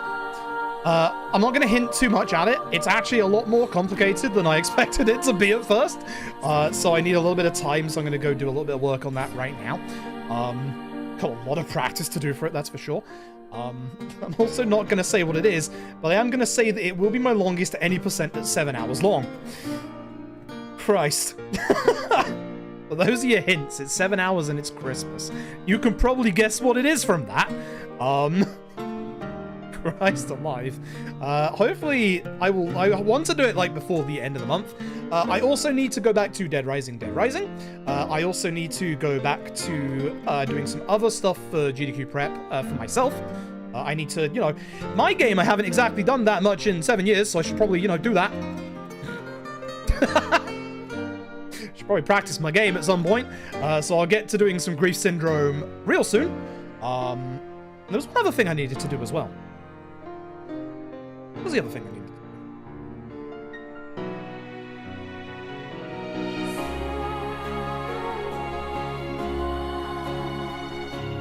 Man forgot. That's not good. OG1. It's literally OG1. And we'll go back to OG1 as well. However, it is 6 days since December began. I have been sick. I have been waiting. It has been too long. Tomorrow. Move the fuck over, Mariah. It's Aya time. We're doing Parasite Eve. Which, we're on a real retro binge at the minute. Fucking love Parasite Eve. It is the quintessential, Christmas speedrun. We are doing Parasite Eve. So join me tomorrow for Parasite Eve. I fucking love Parasite Eve. It's a great speedrun. I gotta set up my PS TV now instead of my PS3. So thanks for watching. I will see you all again at some point. I don't fucking know. But I do tomorrow. I said it.